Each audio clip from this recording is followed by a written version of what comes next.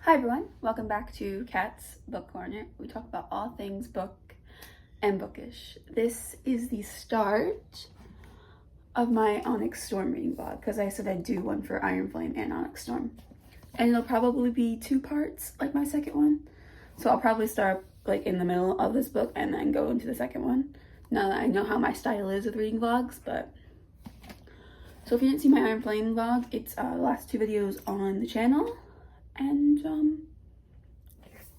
I'm really excited for this. I can't stop thinking about Iron Flame and Fourth Wing and Xaden and Violet. I can't stop thinking about them, and I know that this is going to leave me on such a awful cliffhanger that I'll have to wait 2 years for the next book, which I'm not ready for, but I am really, really excited to finally not have to worry about any spoiler warnings for this stuff, because I have been scrolling past them so fast so I wouldn't see them. But alright, I will see you when I get to chapter 5, I think. Okay, see you. Okay, the first check-in of Onyx Storm, which is 5 chapters in, and I'm already like really liking it. It hasn't, blown me away yet, but there's still time. We've got a lot of chapters left. But just thought I'd preface with that it's not great yet, but it's still, I do like this thing too, where it gives you the names and their dragons and then their signets and then like the other Griffin Riders and like the world leaders at the bottom. I really liked that. Starts the prologue,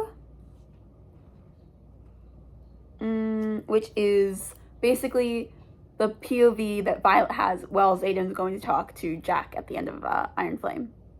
Oh, obviously spoilers. Just, I don't know if I mentioned it in the beginning, but obviously spoilers. But the door that he shut when he went out, it woke Violet up, so she's up now. And she's following him down because she wants to know what he's doing out when he's turning Venom.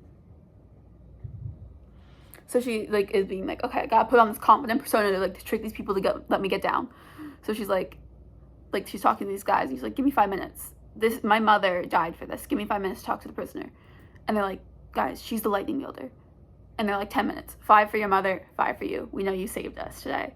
And she's like, but I really didn't. It was Xaden. Of course she can't say it because they're not letting anyone know that he's a Venom. Bodhi and Garrick literally hid him during the parties. They made sure that he hid behind things so that no one could see his eyes. But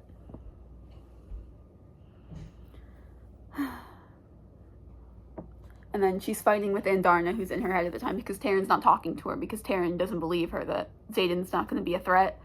And Darna's like, he is unknown and I'm unknown, so I'm trusting you with this, which I think is fair, because she doesn't know anything about her species, and they don't know anything about the condition that Xaden has, so. And then she's thinking she can't lose Xaden. Xaden's hers. She would scour the world to find a way to fix him, to make sure that he's get better. Which is so what he said in the last book. He's like, I would scourge the world if it meant that you wouldn't be hurt.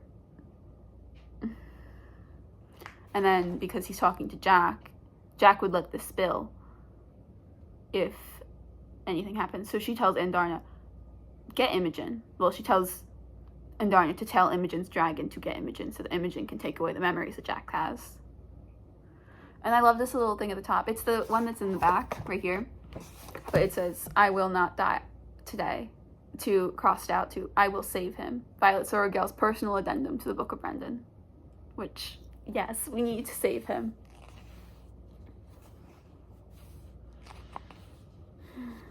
And then she's talking to Taryn, and her saddle's still messed up because of what happened last time. And she's like, why wouldn't you let Xaden fix it? He's like, the Dark One didn't cut it in the first place. And she's like, stop calling him that. She's like, stop denying the truth. He's like, did you make me repair my saddle to teach me a lesson, or because you don't trust Xaden with my gear anymore? And the answer is yes, so both are true.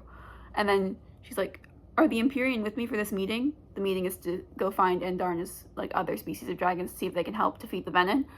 and to also secretly for her and certain other people like Imogen, Bodhi, and Garrick to find a cure for Xaden. And he's like, of course I am. But then he says, do not mistake my unflinching support of you, my mate, and Andarna for any form of faith in him. He doesn't have any faith in Xaden, which I understand why. He doesn't seem like the person to be able to hold off if something was endangering the things he cares about.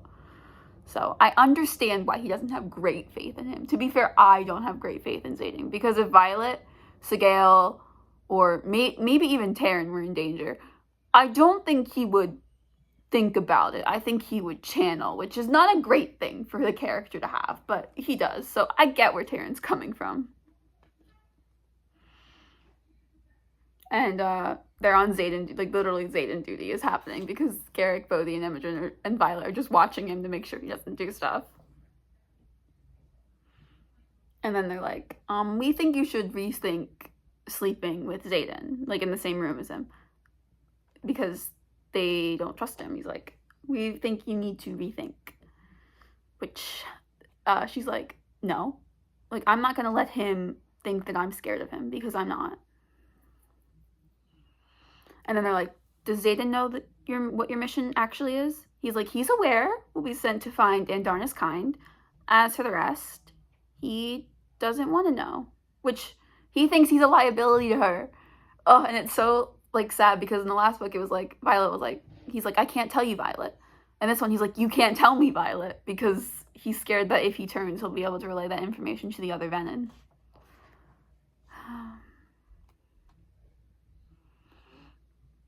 And then Sawyer, they're talking to Sawyer right now, who's still on the mend because he lost his leg. And he's like, oh, hear me complaining and you lost your mother. And she's like, pain isn't in competition. There's always enough to go around, which also really true. And then Venin started attacking. Like, they weren't outside when they were on patrol, but they're inside, so they have to go and fight some Venin that are inside.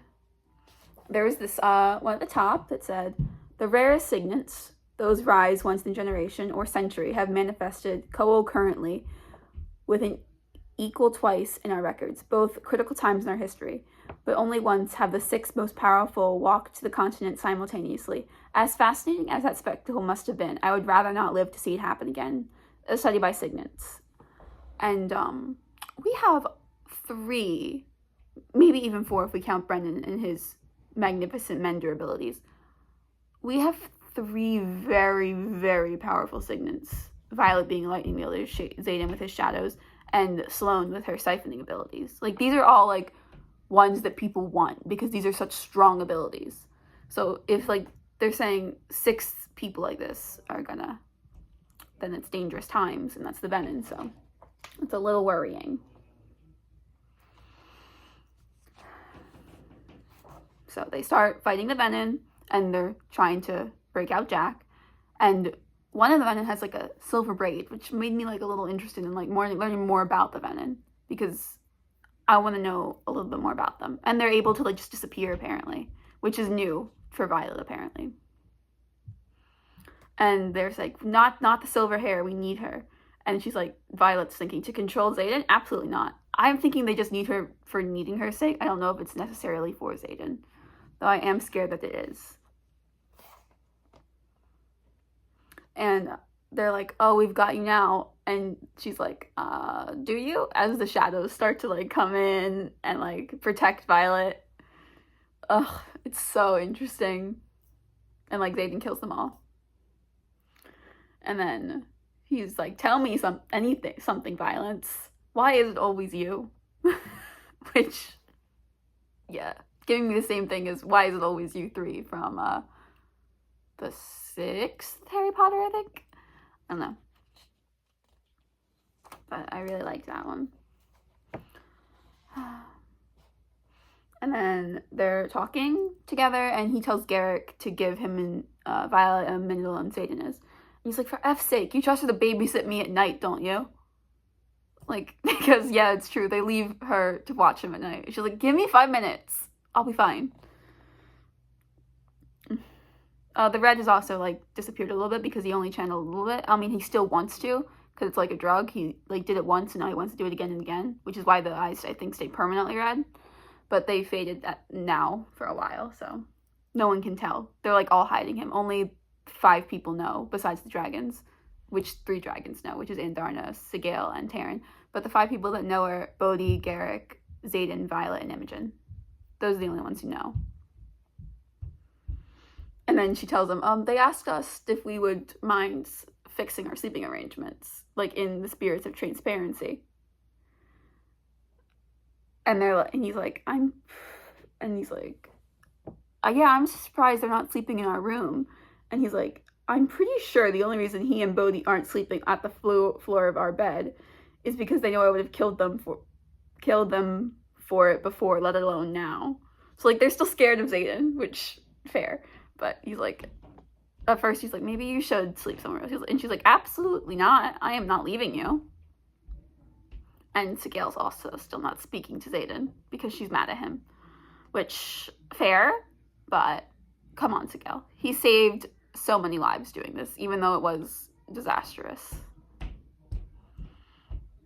And then she's like, you didn't change. He's like, I did. She's like, do you still love me? He's like, what kind of question is that? He's like, do you still love me? And he says, I could reach the rank of Maven, lead armies of dark wielders against everyone we care for, and watch every vein in my body turn as red as channel all the power in the continent and would still love you. What I doesn't change that. I'm not sure about anything else, but I'm sure about that. And it's like, yeah, so you didn't change. You're like, that should really scare you, Violet. You're like, it doesn't. Nothing about you scares me, Xaden. Like, you've threatened people before, like, confessing your love to me. You don't really scare me. And he's like, I think I should.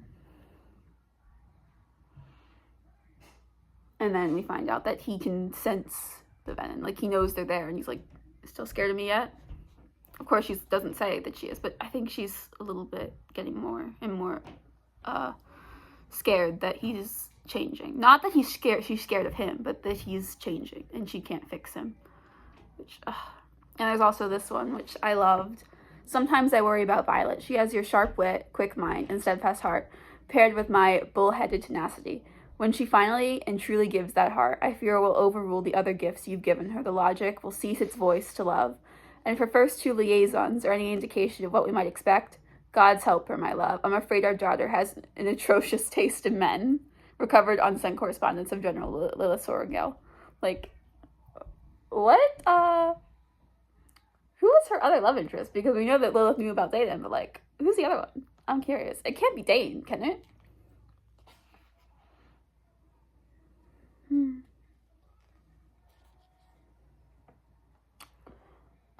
Let's see.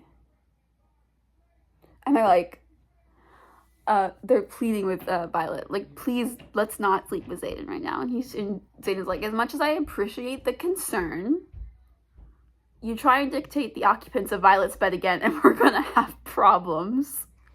So they back off, but like, oh, I thought that was great. So they're going to meet with some of the higher ups because they're working on a truce to make sure that the flyers and the riders can stay in the same place because the wards are protecting the flyers, even though they hate the Griffin Riders, and that they're going on a mission to find Andana's kind. And she has demands, so they're like working that out. So she's at a meeting, and they're like, Violet comes in alone, so Garrick and Xaden wait outside, and he's like, I'll be right here, deferred by these wooden doors that hang an inch off the ground. And she's like, subtle. And he's like, I have every faith in your ability to protect Phil. Say the word and then rip the door off their hinges. He's like, just say the word, I'll be there. Which, yes, Xaden. He's great. And then they're like, we can't allow you to pick your own team, but we'll look over these demands and we'll see what we can do. And the leader is her RSC professor, which is Captain Grady. Not happy about that. But Xaden is most likely coming because Violet has to come because it's Andana, so they can't like leave her. But Xaden probably will come because if she's bringing Terran, Sigale probably has to come, so Xaden will probably be there. So that's like one thing that's like settling her a little bit because she's probably coming. But they don't know about anyone else on the team, which is a little worrisome. And then they are finally like getting together again. And they're like, you're mine. And they're like, yeah, I'm yours. Like, oh, It's so like cute and adorable, and they needed this because they love each other so much. But then he has to stop because he channeled a little bit, and there's like a little twinge of red, but you can only see it if you're looking for it, otherwise you can't see it. He channeled, but he was able to stop himself before he did something that was bad, but he's scared of himself, and it's so sad.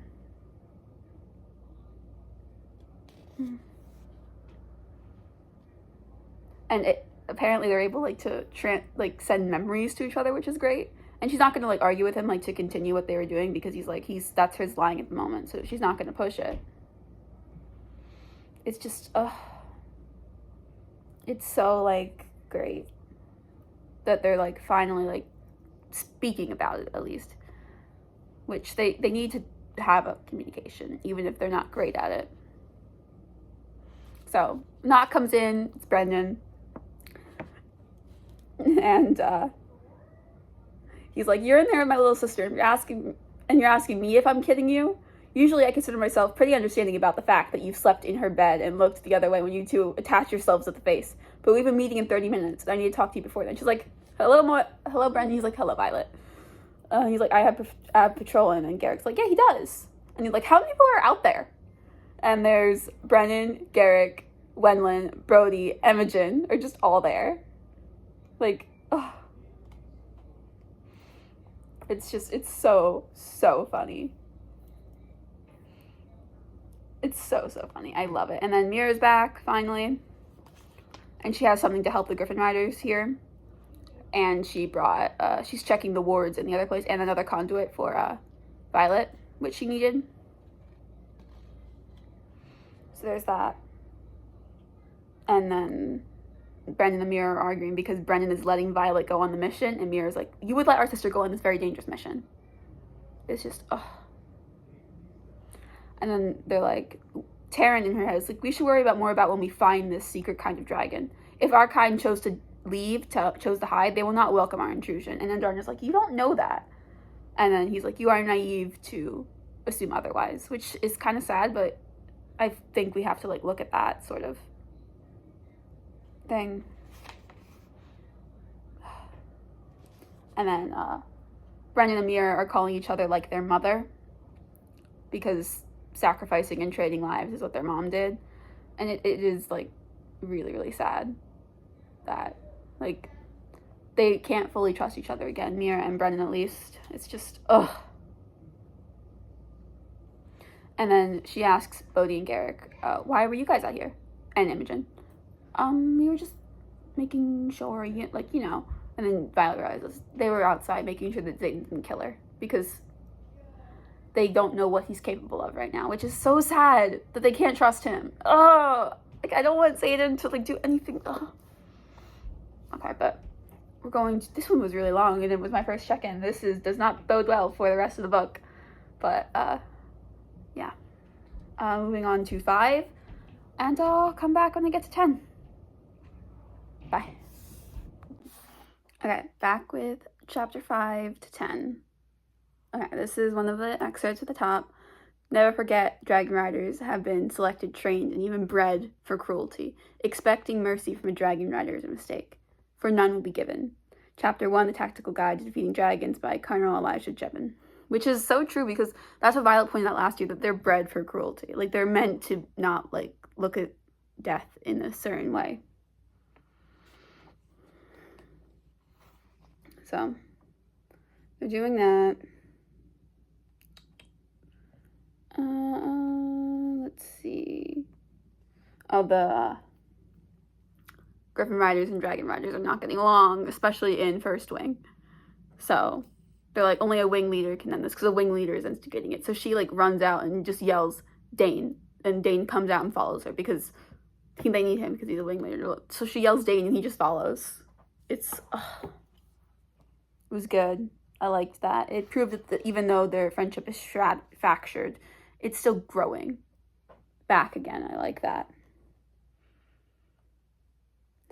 And then she's like talking to Kat because Kat wants to fight to protect her like other fellow Griffin Riders, but Violet is like, you can't, and you can't wield beyond the words, so stop trying to manipulate my emotions. There's no winning here. If you bleed, we will have no chance at the Alliance. I'm not willing to lose a squad weight over Second Wing's assholery. You win and harm a rider, you'll confirm everything they fear about you. And Kat, like, just is like, they're never going to accept us. And she's like, they don't have to. We already do. Like, we trust you, Griffin Riders. You saved us. Which is, oh, I love the camaraderie that they're building. It's so good. Even if I don't particularly like Kat, because I think she's annoying, because she keeps pushing Xaden, she's still, like, a good character for their squad, at least. Then dragons start coming up, and she's like in her head, Taryn, are you here? Because she doesn't see any black.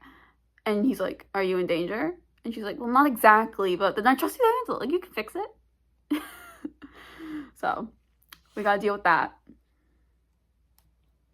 And then Dane is like up in their face and being like, stop everyone. And they're like, we don't answer to you. And then the fourth wing leader, who isn't Atos, who isn't Dane at the moment, is like, you will follow me. And then Riddick is like, we only answer to Atos. And there's more of us than there are of you. Like, oh. Like, even if they don't necessarily trust him because of what he did to Violet, and they know what they did, which he did to her, they're like, he's still our wing leader. He still earned our trust when we were in Arisha together. Like, it's, ugh. And then Violet's like, I wish Xaden was here, but then she thinks about it. He broke the quadrant, so he can't exactly fix it. So they need other people to come and help. Ugh. So then she's like, is anyone, like, talking to Eric, like, on the side, she's like, is anyone here good at public speaking? It certainly runs in your family, Eric. And he's like, was it the shunning of my birthright in favor of high probability of death that gave me away? And they're like, no. So, no, he's apparently not good at public speaking. So then they're like, strongest versus our strongest, to see what happens. And then Darna's in her head being like, Dane's not the strongest. You are. So then she throws a dagger at him when she's like, yeah, you're not hurting Dane. You're not hurting Dane. So she throws a dagger at her. And they're like, Soren Gale, stop. And Dane's like, Violet, no. And she's like, and then she walks up being like, Rebel is so outdated. We prefer the term revolutionary. And then her lightning, like, powers up. And if you're going to wield, then it'll be me you're dealing with. Like, oh, she's just gonna fight her. And it's so good. And then she's like, Dane is too honorable to wield in the challenge, but you'll find that my sense of morality has learned to waver. So she's going to fight him. And they're like, they're surrounding her, like, ready to back her up. And I love that. Ugh. And then she's like, first she's gonna, like, see if she can calm down. And she, like, brings up all the statistics, like, why they need the Griffin Riders, why the Griffin Riders need to be here to help them. And they're like, you've seen what's out there. Either this alliance begins right here with us, with our generation, or we'll be the last Dragon Riders and Griffin Flyers on the continent. And one of their teachers is finally like, yeah, she's right. It's so good. And they're like, personally, like, the teacher's like, personally, I like our odds against them. The last time a Shadow and Lightning Wielder fought side by side, they managed to drive out the Venom back into the Barrens for a few hundred years. We'll figure out how to do it again. Which, it was like the thing in a couple chapters ago where, like, not many people with these signets have been born in the generations. It was a Lightning Wielder and a Shadow Wielder last time. We got two of them. So, let's see what's happening. I'm so interested in that. But I was right. And then Xaden, Brennan, Myra, and Mira, and all these other people are, like, waiting at the top. We're just watching this happen. And they're like, oh, you were up here this whole time. And Riddick is like, oh, I feel so protected, nurtured even. Wouldn't you agree, Violet? And then Dane's like, you pretty much described how Violet was raised. Like, she was raised with this type of thing.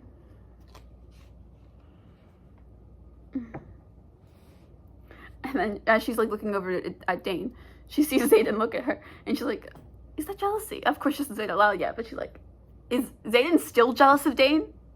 Like, he shouldn't be. Like, ugh. I love jealous Xaden. He's so good.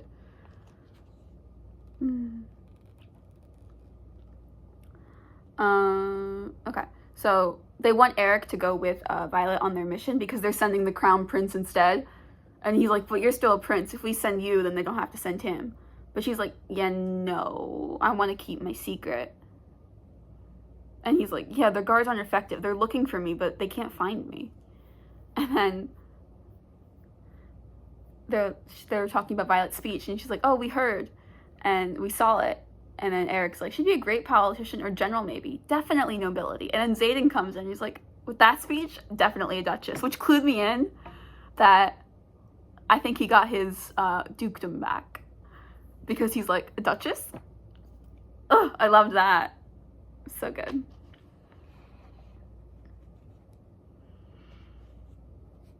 And they're like, oh, Holden's going, who's the crown prince? And they're like, we'll just kill him if he makes her uncomfortable. Problem solved. And then Violet's like, you can't kill the heir to the throne as much as she wants to. You can't. So they talk about pretty much all of Vandarna's demands are met. Most of them, not all of them. Besides, the Griffin Riders aren't allowed to stay because they're not able to wield. Which Violet's like, yeah, I'll fix that. It's treason now. I'll fix it now. So yeah, the flyers aren't safe here. So she's like, it's plan B time, which is treason time.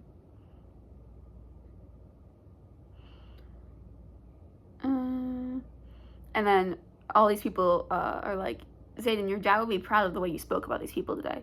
And he's like, yeah, I don't think he would. So then we find out, like, later, he's like, they gave it back to me. I didn't want it, especially now with what he's just talking privately to Violet right now. He doesn't specifically say what they gave him back yet. He's like, they gave it back to me, but I didn't want it. Like, especially with what I am now, like, I could ruin my country because of this. So he's like, I need you to promise me. Swear to me you'll sound the alarm if I go too far, that you'll keep it safe even if it's from me. Like, he cares about his people, and it's, ugh. Like, he wants Violet to protect his people, even though he doesn't think he'll be able to because of what he's turning into. And then they finally tells him, like, yeah, I'm Duke of Terendier, which means she's basically a duchess. They're not married yet, but, like, they're gonna get married eventually. I'm pretty sure. If not this book, the next book. But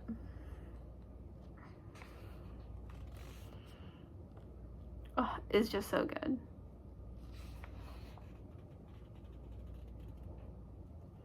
And then they're going to Sawyer because Sawyer can help them change the runes, because what they're going to do is they're going to go down to the wards and change the runes so that the flyers will be able to wield their abilities inside the wards.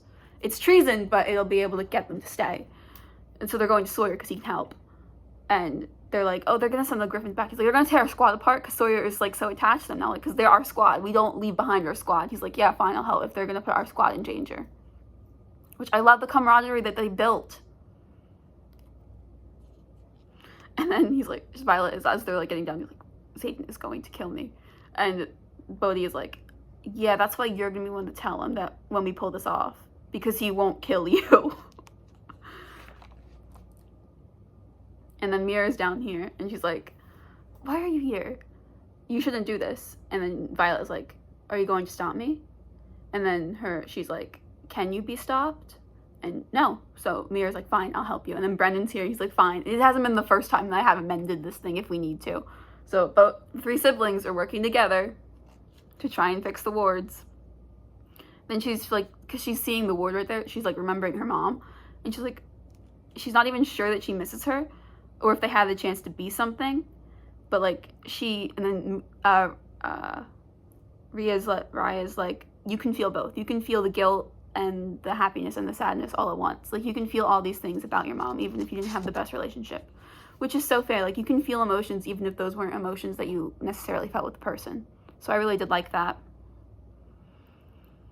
And then Kat is like, now that they have their powers back, Kat is like testing on some people, and she's like, you said we couldn't tell anyone, not that we couldn't play, which, fair. Like, yeah, you can use your powers on these people because they're being jerks to you. Absolutely. I kind of agree with Kat on this. And Violet also agrees later, but she's like, just keep it on the down low. It's not time yet. And they're like, fine. And then General Atos comes in. The stupid Dane's dad comes in. And he's like, Violet Surengale, you're hereby charged with high treason against the kingdom of Nervir. Which is, oh no, oh no, oh no, no. I was so shocked when this happened. I was like, what is happening? What is happening? So they take her away, which isn't good. And then Dane is like, Dad, what are you doing? And then he turns to Dane and is like, I have no son.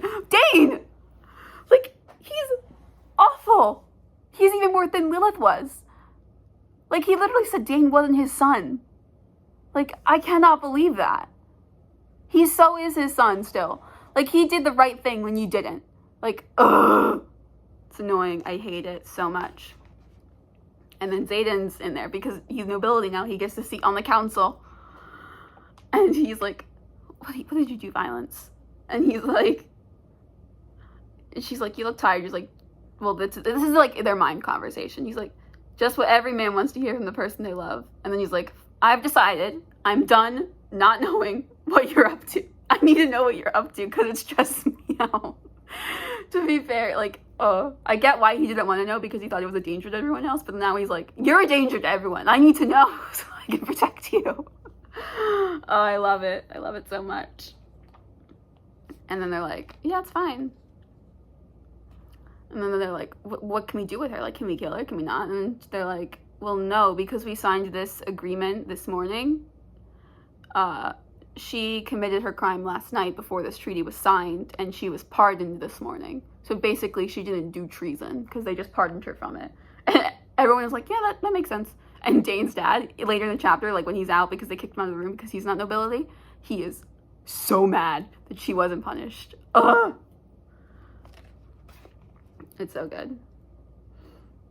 And then she's like saying, yeah, I was looking for historical stuff this is why I did it, so we could have access to this knowledge to be able to find venom in his head and cure them. He's like, tell me you didn't do this for me. And she says, I thought we promised not to lie to each other. And he's like, you endangered yourself. I have no regrets. Like, they're going to sacrifice almost everything for each other. Like, that's just who they are. And it's just, ugh.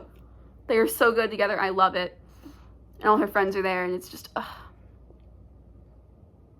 And then, turns out, Dane Atos, his dad, was promoted and took Lilith's job. Like, he's general now of Bath's dad, which is awful. Like, it's so bad. And then Violet says one of my favorite quotes she's ever said. Your threats are just threats. I am no longer the scared first year, unsure if I would survive thrashing or capable of wielding. One of my dragons is among the most powerful on the continent, and the other is the rarest. I didn't realize it last year or even a few months ago, but I do now. You cannot afford to kill me. You cannot afford to lose either of my dragons, let alone my signet. And you, sure as Malik, can't afford to lose Lieutenant Ryerson. Or should I call him Duke of Terrasdor? Do your worst. We both know I am beyond your reach now, General. It's just, oh, so good. I loved it. But then he does something awful. He sending Second Squad to the front for a couple days as punishment. Like, to the front. Like where he sent Xaden last year. It's not good. So they make it to the front, and they're talking to the commander, and he's like, yeah, we protected the people outside of our borders. And Kat, who's there because she's part of their squad, she's like, you have our gratitude. Not many people in your shoes would have helped our people. So I really do like that not everyone in these places are awful people. Like, they're still helping the innocent, which I really do like. Then Violet has a nightmare. It was actually a really weird nightmare. I don't really understand it yet because her nightmares normally have a reason, but that one really didn't. So I'm a little confused by it.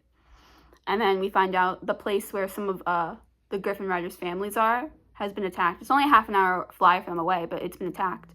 And the captain is like, we cannot afford to go, not because of what they are or who they are. We do not have the men to do this. We don't have the riders. It's just, it's so sad, but it's like, it's what war is. So then Rhea has like a vote, like, who wants to go save these people? And almost every single hand goes up. It's the same vote they did. Rihanna wasn't there when it happened, but it's the same vote they did when they were in the first book when Liam died. So it's like, they all take a vote and they're all gonna go protect these people, which, I love it so much. So see you when we get back to 15. It's so, these are so long. This video is gonna be really long, but I'll see you then. Bye. Okay, we're back with 10 to 15. Wait, Yeah, 10 to 15. Just making sure. Okay, so it's getting better. I'm still not like how I was with Iron Flame yet, or Fourth Wing, but it's getting better, so. Okay. Let's see, where are we? Oh yes, they were going into battle to save one of the Flyers' family who's in this other town. And Taryn is saying, as she's trying like to release the saddle, he's like, you remove that belt and I will unseat you over the river and let your meager gods sort you out. Like, he's like, I am not saving you if you cut your saddle again. He is so frustrated with that. And then there's the silver-haired Venom who's like waiting for Violet and them to show up. So it's like, it's a little weird and nerve-wracking. And then Taryn gets hit and he falls and he's not answering and they can't feel the bond. And Violet is terrified that he just died. Like, if he just died, that would have been crazy. So, like, everyone is, like, worried about that. Let's see.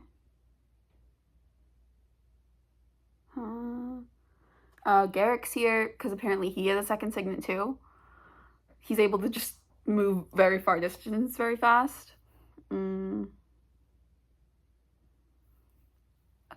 And Darna says that they don't know that Garrick, and Darna didn't tell the other riders because Violet got there first with Taryn because Taryn's faster, and Darna didn't tell any of the others that Garrick's dragon is here with Garrick. Like, she's kept that secret because I think his second signet is supposed to be a secret. So, and then apparently this Venom, the silver-haired Venom, can wield lightning just like Violet.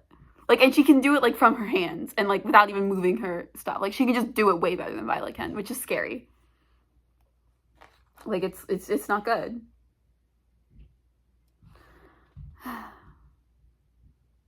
And then she's like, you're an effective leash, Violet. And that's what Jack called her for Xaden, which is like, why are you calling her a leash so much? Like, what is happening? And then the Venom is like, you're prioritizing you prize your friend's life over information. Because it has Garrick by, like, a chokehold. And like, Violet's like, put him down, like, now. And it does. Like, this Venom does. And then it says, she puts him down and says, now tell me, which chose you first? The one that gifted you the power of the sky or the Arid? Which means, Andarna's species is called an Arid, which I find very interesting. Okay, this is one that confused me slightly, so I'm not entirely sure. It's one of the things at the top of chapter 11. In the hope and excitement of this new development of bonds between dragons, griffins, and their human beings, I wonder who has stopped to contemplate the nature of magic's balance. We do not risk the equal rise of the very power we seek to wield. Like, the dark side of power, basically. So I want to know why this is so interesting. So I am interested in that. And then this Venom says to Violet before she, like, leaves and says, and when you come with, talking about, like, when she comes after Xaden and turns Venom herself, apparently that's what she's going to do. This is what the Venom says. And when you come with him, you will remember that I let you live today and choose me, not Brenwyn, as your teacher. And then Violet's like, why would I do that? Besides the fact that he is Sapar and you'll be chained to him, powerless to resist his orders, I'll let you keep both your dragons, while giving you what you want most in the world. Control and knowledge. And then she just appears. Like, that is freaking me out. Like, if Violet turns and Xaden turns, they're gonna have two of the most powerful people on the dark side. Which I'm not opposed to, because I like villain arcs, so if this goes, like, from highs to lows and, like, ends with them, like, being villains and, like, them surviving and living happy villain lives, I think I might be okay with that. But, like, if they die being villains, I'm not okay with that. So, just saying that. So, yeah, we find out Garrick has a second signet like Xaden, which is good. And she gets back and Brendan is there and he fixes up her knee because she, like, kind of dislocated it and it's really, really bad. So she does that. And he brought like something out of Arisha that like can help her heal faster. And Xaden is like, you brought I can't say this. Amirant out of Arisha. And then Violet's like, breaking the law in front of the Duke. Just playing with his title, and it's so funny. And something else we found out earlier is that Garrick thinks Xaden is like becoming unreasonable, because when she found out that Violet was missing, he went like feral. So Garrick is like really worried about Xaden because of this. And Garrick tries to like be like, it wasn't exactly Violet's fault. And Xaden's like, yeah, I know. And she's like, I don't need protecting from him. And Garrick leaves, and then Xaden's like, well, the F where? Oh, I loved that. And then all her friends come in. And then they're like, you have to face your punishment, Cadet. This is Dane's dad. Dane's dad came in. And he's like, you need to, like, do your punishment, Cadet Sorengale. And, like, you didn't obey orders. And we're like, yes, we did. They said to be of use, and this is what we did. We protected these people. We've been of use. And Riddick was like, yeah, and we'll do it again. And Dane's dad is like, what? And Violet is like, he said we'd do it again. We make decisions as a squad. We'll take whatever punishment you want to give us as a squad. What we won't do is stand by while civilians die, regardless of what citizenship they hold. And before you ask, every single dragon and griffin agreed. Like, it's, she's so strong. I know that, like, Rihanna is in charge, but Violet's in charge. So, I really do love that. And then he's like, he says, you have no right to be here, Askrat. This is a quadrant matter. Which he's talking to Brennan, because Brennan changed his last name. And then Brennan says, it's Sorengale. Like, he changed his name back to Sorengale. Ah! Like, he even has, like, a new name patch and everything. It's a Sorengale. Ah!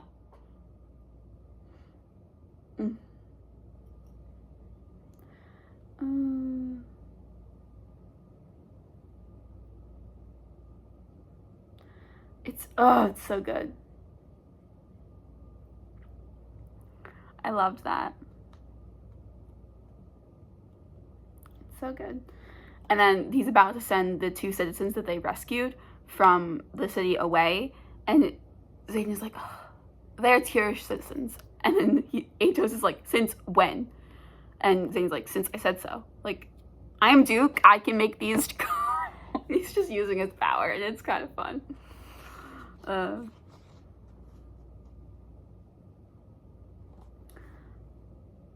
then it seems like he's about to yell at Violet, but he's like, yeah, no, he just wants to kiss her because he felt like she was going to lose her. Which, it's so painful to think that he's so scared. And I really loved this one, but it's making me so worried about why we're getting these excerpts. It says, you might be angry when you realize I didn't wake you to say goodbye, but it's only because I can no longer fully trust my abilities to walk away. Recovered correspondence of His Grace, Lieutenant Xaden Ryerson, 16th Duke of Tezendir, to Cadet Violet Sorengale. Like, they gave him his full title in this, but like, I'm scared, like, when he walked away.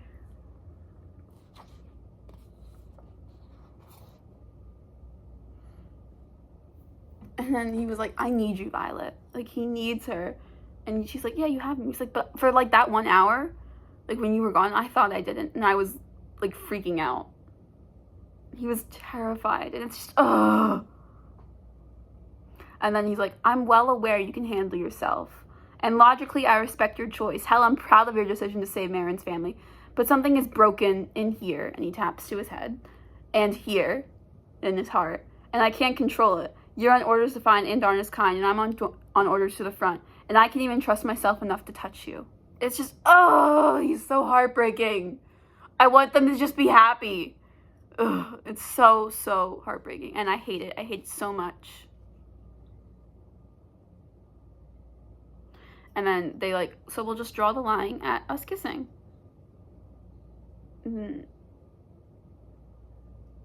Like, I don't care. Like, I want to be with you, Xaden. If it's just us kissing, then it's just what it'll be. And Xaden's like, you're okay with that? She's like, yes, I will find a way to cure you and we'll be together.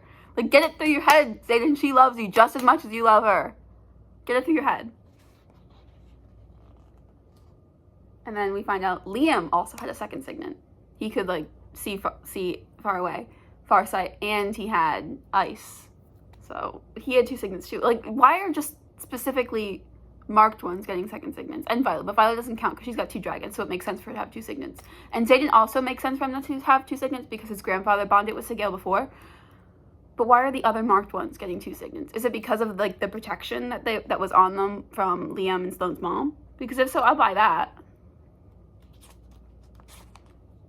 So. And then she tells Xaden that I think the Venom are able to channel signets, which is kind of freaky. And then he sends her a letter, like, after he leaves to go to the front, he sends Violet a letter, but it's a bad letter. Like, he's telling the truth, which he would never done before, but I think it's because he's scared of himself and he's doing it. And obviously it's addressed to Garrick, to Imogen, because no one would look through their letters. But if it's Xaden sending a letter to Violet, yeah, someone would check it. So that's how they're getting their messages across.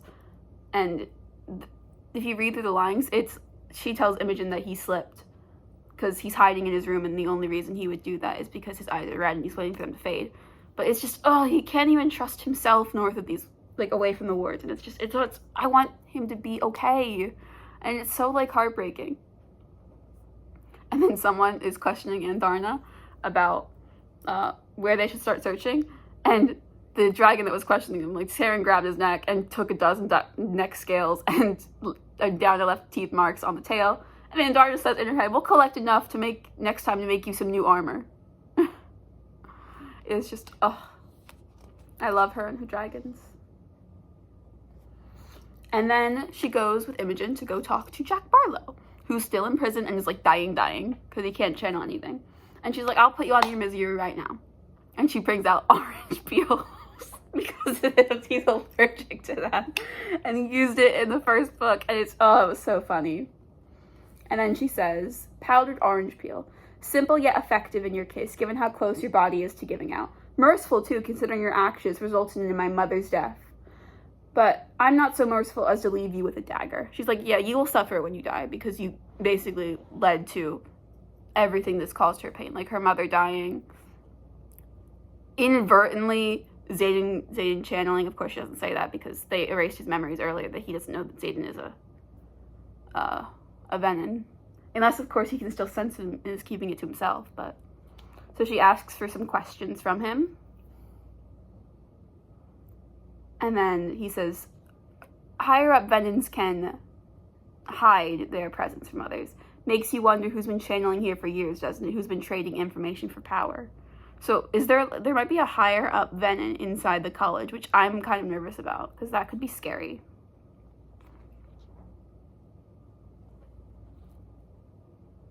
And then he's like, I don't want to be cured. When you're a Venom, you don't want to be cured. And then that kind of makes Violet feel heartbreak. Because she's like, what if there's a time when Xaden doesn't want to be cured? What if there's a time where Xaden no longer wants that? Ugh. And then she's like, why do you answer my questions, Jack? He's like, did it hurt when you were in this room being tortured? Did you want Ryderson to come? And he's like, that is why I do this, because I can still make you squirm without a blade. And then Violet says, do you really think this is the only room I felt tormented? Pain isn't new to me, Jack. She's an old friend. I have spent most of my days with it, so don't mind if she sings to you. Honestly, doesn't even look like the same chamber now that you've redecorated. It's a little melodramatic for me. And it's just like, she's so strong, even though she's terrified to be in this room because it still brings back those memories of being tortured. It's just, she's so strong. And then they erase the memories because they can't have other people knowing that they've been talking to him. And then we find out in this, I'm not going to read this excerpt at the top, but Jacinda's been, like, removed from her study. So now she's, like, being described somewhere else, not what she wanted to be, which is kind of sucky because she's kind of awesome. And then Sawyer's up. He's ready to go meet Jacinda. And, like, even though he has, like, a messed up no leg, he's like, I want to see, like, his girlfriend. I mean, I don't think they're dating, but, like, it's so cute. I love them. And then Riddick says that Ryerson and Sorrengail fight like an old married couple. And then leadership is, let's see. But he's right. You and Richardson bicker like you've been married 50 years, neither of you wants to do the dishes. And then she's like, that's not true. And Riddick says, agreed. It's always been the same fight. I'll trust you if you stop keeping secrets. It's my secretive nature that attracted you, and why you can't stay away out of harm's way for 5 effing minutes. And it's so true because they have that argument all the time. So I'm glad someone brought it up. It's just, ugh. And then they're looking for information about the Adir, which is Andarna's kind. And she's like, my dad might have kept some papers on this, but it's in my mom's old office, which is now Dane's dad's office. So, they have to get Dane to betray his dad, which I think he'll do, because he did it last year with no problem. So, I hope he'll be able to do it really quickly.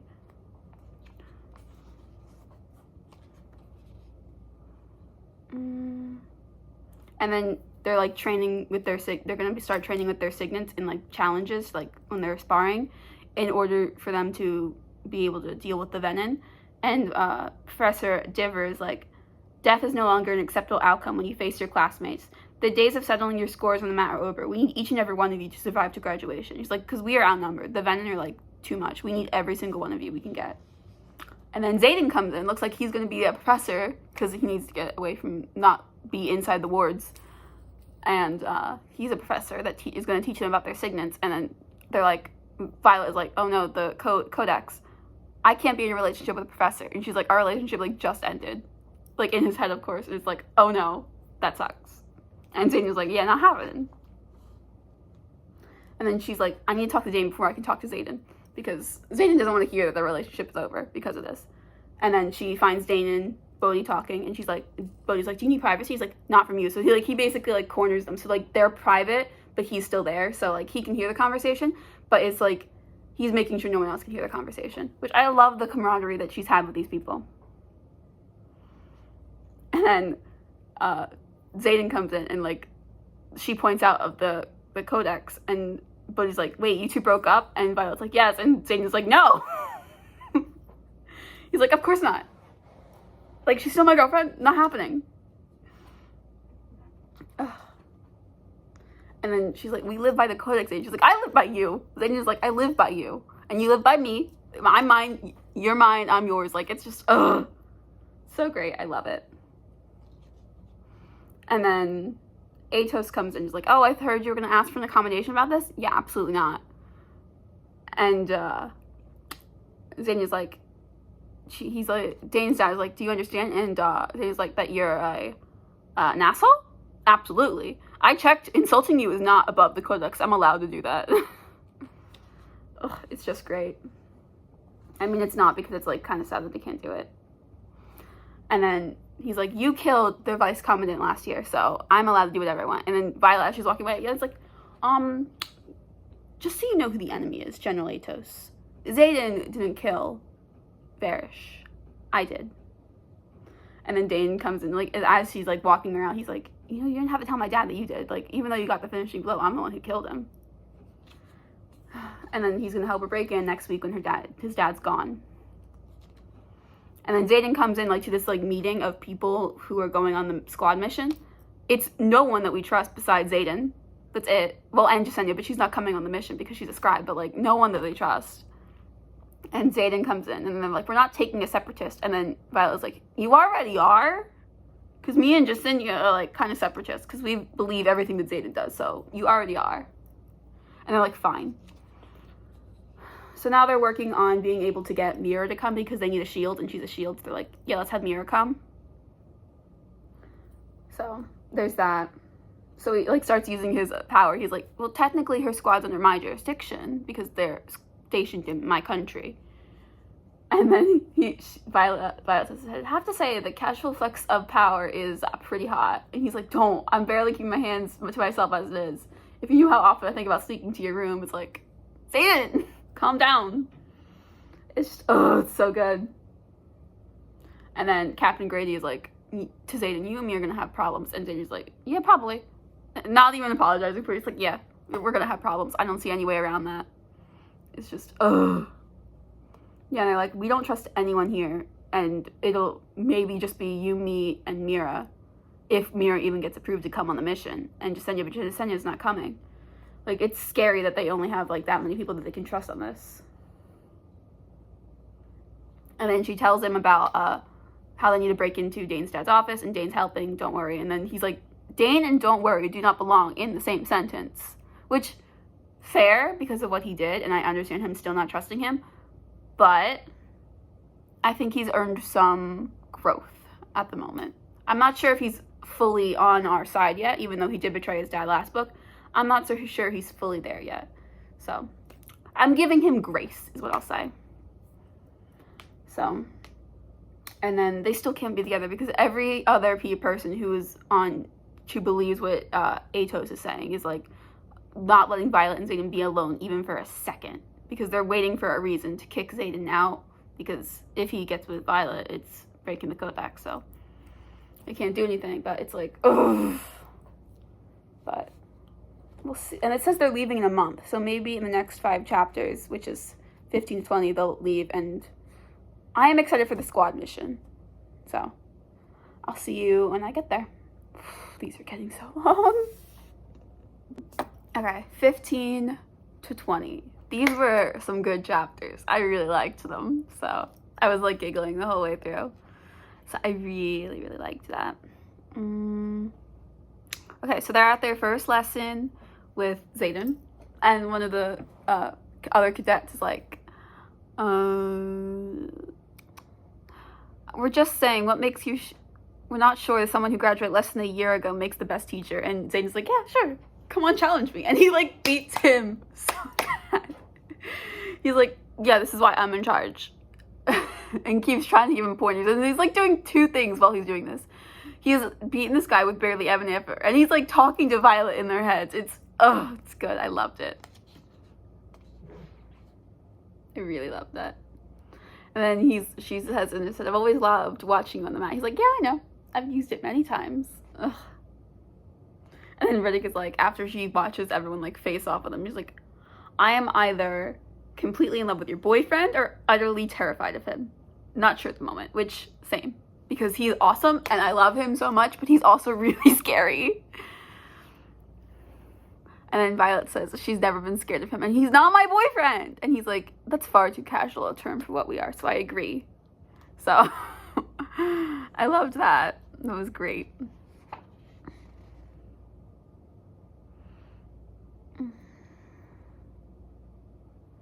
And it's like, we need to find an edge, like, when he's talking to everyone, we need to find an edge in order to beat the enemy. And he says, like, in his head, like, poisoning our opponents, violence. Well, he doesn't say violence, I added that, but, like, he's, like, being like, this is what you need to do, you need to find an edge on how to beat people, you need a second edge, and he's, like, poisoning people worked. Of course, he doesn't say that, but he's telling Violet that it worked, even if he didn't necessarily agree with how she was doing it. And then they're, like, all the other riders are, like, still up against the Griffin riders. He's like, what about the ones who can't wield signets? They're just practice dummies. And Kat's like, we're far from helpless. You can try your water wielding on me, but I'll be already in your head turning your own emotions against you. And Violet's like, yeah, she's good at it. And I mean, yes, it's so true. Because now that they can wield now, Kat's just in everyone's heads. Just making them do whatever they want. Like, making them feel, like, so many more emotions. And then Eric is like, and you're gonna teach us how to defeat you? When he's talking to Xaden. And Xaden is like, I can teach you to try, but there's only one person capable of taking me down one day, and it isn't you, Grey Castle. It's Violet. And it's so sad because he's like, he needs Violet to take him down because he doesn't trust himself. Oh, I hate it. And then Violet's up to face off against him. And she's like, don't let me hurt you, Xaden. And he's like, oh, feeling confident, are we? Then he covers the entire arena of shadow. So, like, it's just them in the shadow, and it's great. And he's like, he tells her to use every tool at her disposal. He's like, come on, Violence, live up to your nickname. I could have killed you 12 times over by now because you're too reluctant to strike. But she's like, I don't want to hurt you, Xaden. And he's like, you need to. Ugh, it's so good. And then he teaches her how to find him in his shadows. He's like, the strongest shadows come from me. So if you can find where they are, you can find me. And if he's teaching her how to be able to find him, so in the inevitability that he turns, she'll be able to kill him. It's gonna be so heartbreaking. And then just because they're in shadow, he just makes out with her because they haven't been able to do it in a while. So they kind of needed that. And he's like, only you are gonna be able to find me. And she's like, why me? Because you're the only one capable of killing me. And it's just, oh, my heart. I don't want that to happen. Like, I really don't want Xaden to, like, fully go off the deep end and be like, Violet has to kill me. And then they're, like, all at the bar and they're talking. And Rihanna's like, I always knew he was powerful, but I never realized that he could. And Violet's like, kill everyone in the room without getting up from his seat. And then she's like, yeah, exactly. Have you always known that? And she's like, yeah. And they're all like being like, and you're still not scared of him? He's like, he would never do anything to hurt me. Like, I haven't been scared of him since thrashing. Like, and they all think it's because their lives are tied together, which is why he's not scared. But it's like, he's never given me a reason to be scared of him. That's why she's not scared. Like, there's no reason for her to be. And then they're talking about how the other first years haven't developed their signets yet. And they're like, they might start to blow up pretty soon. And then Riddick's like, when did you develop yours, Violet? Yours is pretty late. And she's like, yeah, no, it was actually December, not May. Because she realizes the first time that they were together in December was when she wielded the lightning the first time. She just didn't know it yet. And then she says that, because they're talking about their gods, and Kat's like, you didn't try to pray for wisdom when you were starting to be a scribe? And she's like, knowledge and wisdom are two different things. Scribes are careful not to ask for what should be earned, which is true because both wisdom is more earned than knowledge. Like, you can learn knowledge, you can know knowledge, but wisdom has to be earned through trials and stuff. So I agree with that point. And then Dane shows up and he's like, I can't get you into my dad's office, but I can get in and steal the stuff you need. So you're gonna have to trust me. So, and it's like, for better or worse, her fate rests in the hands of Dane Atos, which is a little worrisome, but I trust him. I trust that he'll be able to do it. So. Then there's this one, which made me a little sad. It's, my brightest light, I meant to prepare you, but only had the time for half the lessons you needed, half the history, half the truth. And now time runs short. I failed Brendan the day I watched him walk the parapet. Failed Myra when I couldn't stop her from following, but I fear my death will fail you. Your mother and I trust no one, and neither can you. Recovered correspondence of Lieutenant Colonel Asher Sorengale to Violet Sorengale. Like, ugh. It's so interesting that he thinks he failed both his kids because they walked the parapet, and that his death would kind of force her to walk the parapet as well. I want to know why he has such distrust of riders, considering his wife was one, and he did seem to genuinely care and love for his wife, so I am a little interested in that. Then she's talking to Sloane. She's like, Sloane, you can look at me. It's not your fault. My mother chose to die. And Sloane's like, not really. I could have rejected the power that she was feeding into me, but I didn't because I wanted to live. And Violet's like, I don't hold it against you. Anyone in your shoes would have done the same thing. And then she says this to Sloane, which I think made Sloane, she needed to hear this. It's, I'm glad you didn't. Powering the stone was going to take someone's life. If I had succeeded, Xaden, Taryn, and Sigale, and I would all be dead. The world needs Brendan. Eric is irreplaceable. And I wouldn't trade you for any Ward Sloane. My mother made the choice she had to. You were the tool, but she gave her own life. Which I think Sloane needed to hear that, because it is true. While Sloane was the reason that Lilith died, Lilith still chose to die. Like, she literally was, like, getting Sloane angry enough to use her signet without stopping it. Then Dane gives her the book, which he finally, like, broke out, and there's a code on it that you have to, like, break a riddle to solve it. And it is, first love is irreplaceable. So they're wondering, which first love? Like, no, it can't be Lilith, that's too obvious. What about the siblings? Did they have love? And then we find out that Brendan was in love with a rider that was a couple years older than him. Now, I want to know if this was Nolan, because I think Nolan, why would Nolan want to save Brendan? Like, because Nolan was Taran's old rider, and he saved Brendan's life at the cost of his own. So I want to know if he was in love with Nolan, because that's the only, like, real thing that makes a lot of sense to me, that he would have saved his boyfriend because it was his boyfriend. So I like that. I think that might be true. I don't know yet. And then they're like, Violet, who was your first love? And she's like, yeah, my father couldn't stand the first guy I really dated and never knew about the second. And then Eric, who knows about her first love, was like, how many letters is it? And like, 6. And they're like, it fits. Might have to try it. Then her and Xaden are back at classroom time. And she's just in his head being like, yeah, I miss Arisha too, sleeping next to you, finding a way to sneak to me, and I'll keep that bed at precisely the right temperature for you to get some rest. Like, they're just flirting back and forth, and it's, I love their flirting, because they can't be near each other right now because people are watching them, but they're just flirting, and it's great. And then Riddick is like, to Imogen and Garrett, just, oh, come on, just F already. And they're like, oh, I said that out loud, didn't I? Yeah, you did. And then her and her entire squad, like, fight Garrick one-on-one to see if they can beat him, and they do together because she conjures lightning and gets, like, right up, and he's like, you miss me, Sorengale, and you're still out the front. She's like, did I? And, like, right there, the dagger at her, and, like, Zane's like, God, I effing love you. Which, yes. And then the prince shows up, the first prince, Eric's brother, and she gets in Zane and says, like, get Eric out of here immediately, because if he sees his brother, it's gonna be game over for them. So he does. He hides him. Let's see. And then we have to also keep the secret that the reason that his twin, the prince's twin, isn't here is because Xaden killed him. So they're like, yeah, we gotta keep that a secret too, where Xaden's gone. And then apparently we figure out this is Violet's ex, the prince. And then he's like, oh, I'm heartbroken by. And he's like, you'd have to have a heart to break it. You cheated on me, remember?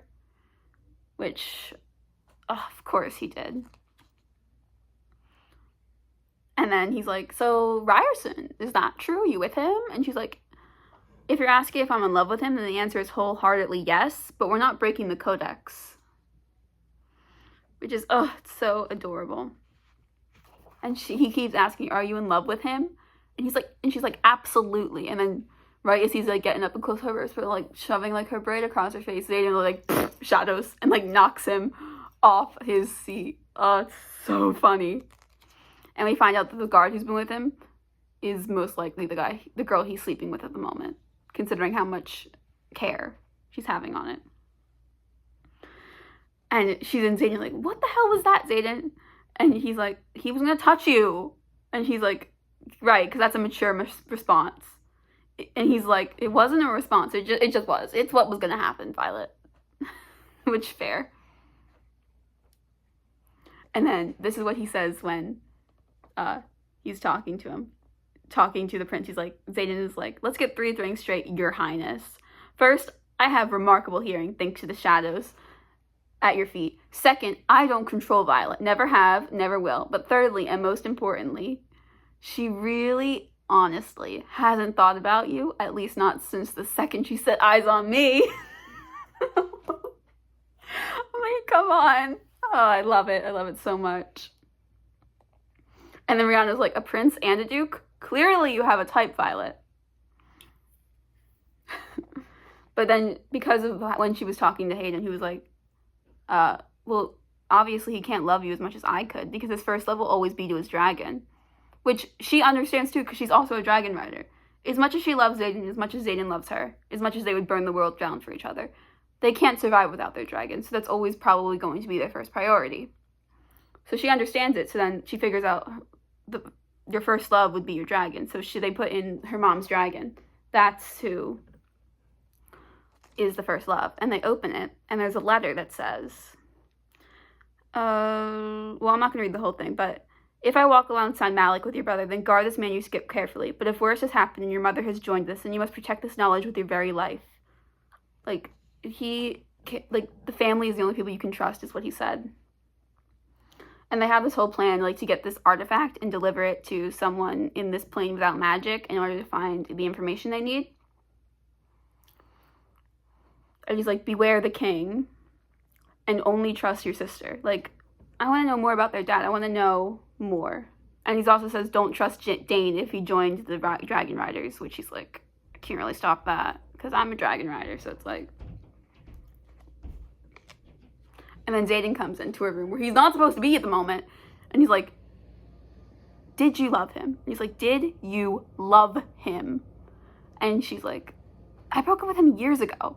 What do you mean? He's like, do you love him? He's like, you're jealous. You're actually jealous. He's like, yes, love. I'm jealous. Oh, it's so adorable.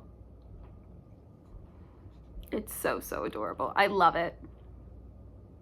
And then she says, you're Xaden Ryerson, Shadow Wielder, Duke of Tangier, love of my life. You have nothing to be jealous of. And he's like, did you love him, Violet? You have to tell me. And she's like, not in the ways I love you. He's like, I love you more than absolutely anything, Xaden. I could never love him more. And then to reassure him more, because he's still a little upset that she loved him at some point, she's like, this, pointing to herself, will only ever be yours. You could leave me or even meet Malik, and I still would be. I've made my peace with knowing there's no getting over you. Like, she knows, like, Xaden's her one and only. Like, that's the only person it's ever going to be. Oh, which settles them down, and they start making out a little bit, which they need. And then she tells him about what the letter her dad sent, and he's like, yeah, we're going to go there. Like, if my dad left me a letter, we'd be following it. So, yeah, we're going to go there. And then they're like, when do you want to leave? And they're like, there as soon as possible. So they get ready to leave. And then they're out of the wards, like, getting this artifact they need, first of all. And they're like, Violet is starting to, like, to feel the power underneath the earth. She's like, it feels like there's a lot here. And Taryn's like, actually, it's a lot less because of the venom. But you're actually opening up now, so you can feel it. Just because you can feel it doesn't mean you can feel it now. So, like, that's why it seems like there's more than it is. And Xaden is so uncomfortable because he's north of the wards and he's not feeling great. But he's able to hide it pretty well. So that's good. And then they're here, and then she tells Taryn to stay out of sight. He's like, I am as the night. I'm like, Taryn, calm down. Like, just hide. Calm down. And then, because one of the other people wasn't, like, kept their arms up too much, and she's a fire wielder, suddenly set the captain on fire, and now the captain's dead. And then there's wyverns here. So they have to run and leave. It's not good. And, like, half their squad is dead. Like, 2 people, Grady and the girl who set him on fire. They're both dead. And they barely even got the artifact, and it's broken. So they're like, did this even matter anymore? So it's like, as they're escaping, she, like, gets Xaden next to her and have him, like, hold her. And Taryn grabs them both while Sagiel, like, gets the other wyvern. And he says, Taryn is like, I am not a horse. I'm like, Taryn, you know what happens if Xaden dies. It is not good. I mean, as far as we know, I don't know if the venom has changed the relationship yet. But... And then she's, like, wielding to, like, get the wyvern out. And she's worried she's going to hit Xaden because they're, like, so close together. And then Taryn's like, you've been a much deal closer when you wielded before. And then she's like, I don't want to know how you knew that, but fine. She wields and they get back on track. And apparently Mira is like, yeah, this was next to the amulet I got, which is the artifact I needed. It's addressed to Lightning Wielder. And it's from Tia Noferine, which is the Venom with the silver hair who wants Violet to come. And it says, just a reminder that while I want you to come of your own free will, I am capable of taking you whenever I wish. Why do you not ask me for the answers you so desperately seek? And they're like, yeah, she knew we'd be there. How the hell is she figuring out where we're going to be? Like, it's not good. And she is worrying me that she knows so much about Violet. And I have this theory. I'm not going to say it because I don't think it'll get confirmed in this book. So, I mean, I'll write it down, and if it gets confirmed in later books, I will tell, but I'm not sure, but I have a theory. So, I'll come back with 20 to 25. Okay, we're back with 20 to 25. And these ones were, like, really, really good. I really liked them. So let's get started. Okay, so Riddick really, really wants to go with Violet on the mission. And he's like, I need to go with you because the last time we weren't with you, stuff went wrong. And we all know, and he like goes to Rihanna and Sawyer, that they all think if Liam was still here, none of this would have happened. Like, they need some of us to be here. And he's able like to freeze things. Like, he was able to freeze in like a orange inside of its peel, which is really, really cool. So Riddick is coming. And apparently they want to search Aricia, which Xaden is like, absolutely not. You're not searching there. Of course, they don't really want to listen. But she like speaks up, is like, yeah, absolutely not. We're not doing that. And then Xaden is like in her head, if I wasn't already in love with you, I would be now. Like, he is so in love with her and it's great. So they make a deal. These higher-ups in her make a deal. They'll let her pick the squad, and if it doesn't work, then they get to pick the new squad, and if she doesn't agree with it, then they'll take away basically Xaden's title and everything that they agreed on in the treaty.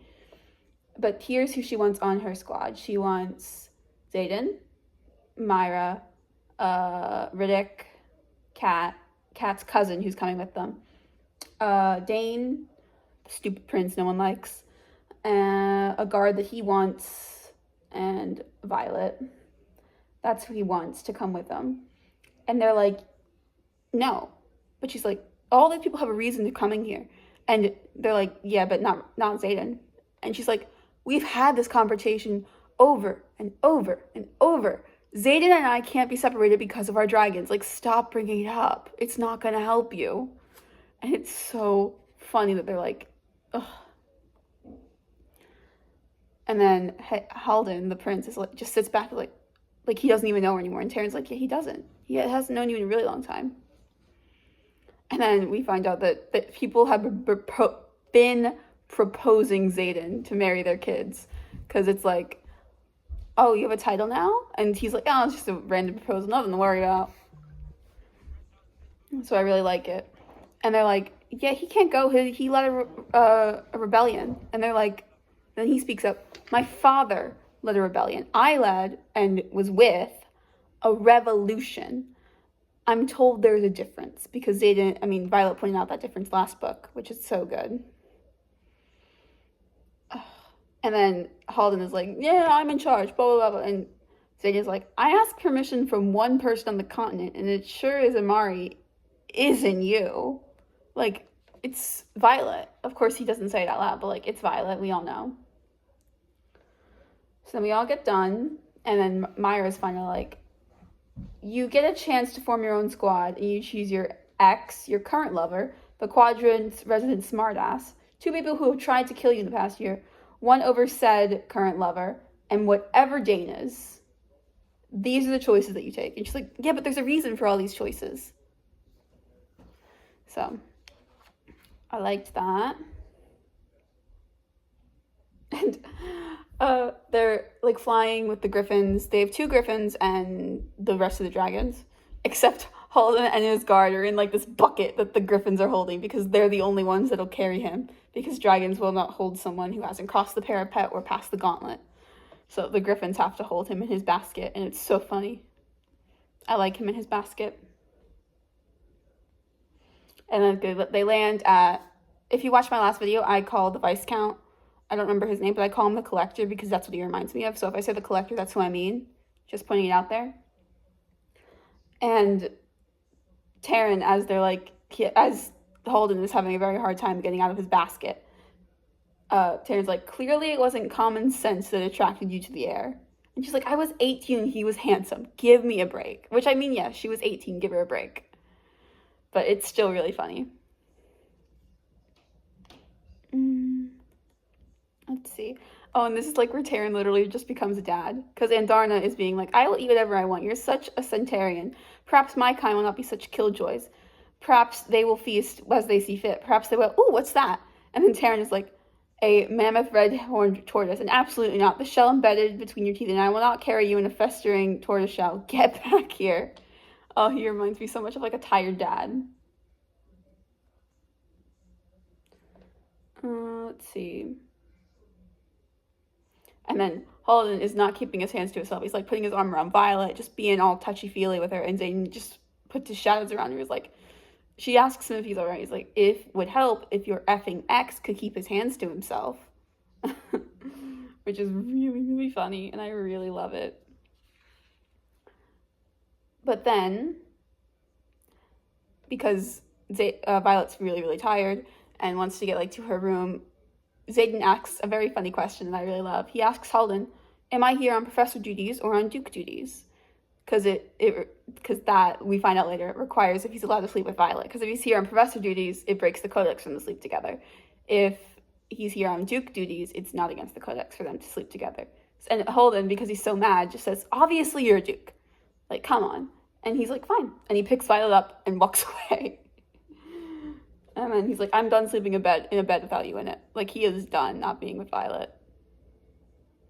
And then, turns out, his, like, Incendic ability, his mind reading, is getting really, really strong. So it might be a side effect of being Venom, which is what I think Violet's worried about. And Zayden's a little worried about, too. But he's not really letting it take over at the moment. But it's a little scary.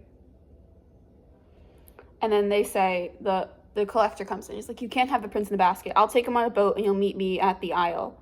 And they're like, yeah, sure. And be careful with your dragons. I don't really like dragons on the island that we're heading to. And Jane's like, if they come from our dragons, we will kill them. And he's like, to Violet, tell me you'll help control him. Because that was a bit threatening.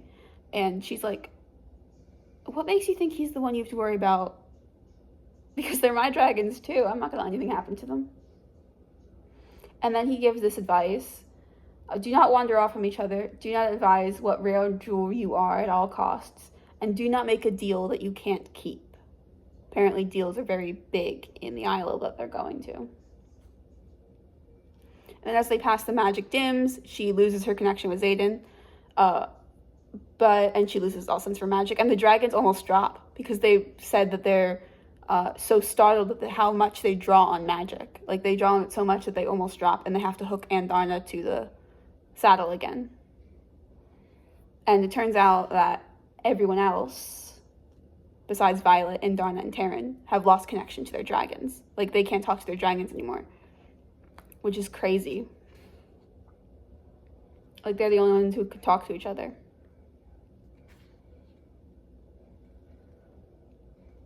And then Zayden, as they're, like, on the beach with no magic, Zayden is just blissfully happy. Like, he's just smiling and being, like, because he's not feeling the pull anymore. He's feeling calm and peace. It's just, ugh. And then Violet says, this is the first time since fetching the luminary she seriously debated taking the collector's offer. Because the offer was for her and Zayden and their dragons to live on this island. And it's where Zayden feels peace and he won't be pulled to the dark side. So she's so tempted to just stay. And it's so heartbreaking because he's, like, so peaceful here. And he seems like finally at peace after everything. So now they're just on horses and it's so funny. And he just winks at Violet and is just, he just winks at her and is, like, being all so lovey-dovey, and I really love it.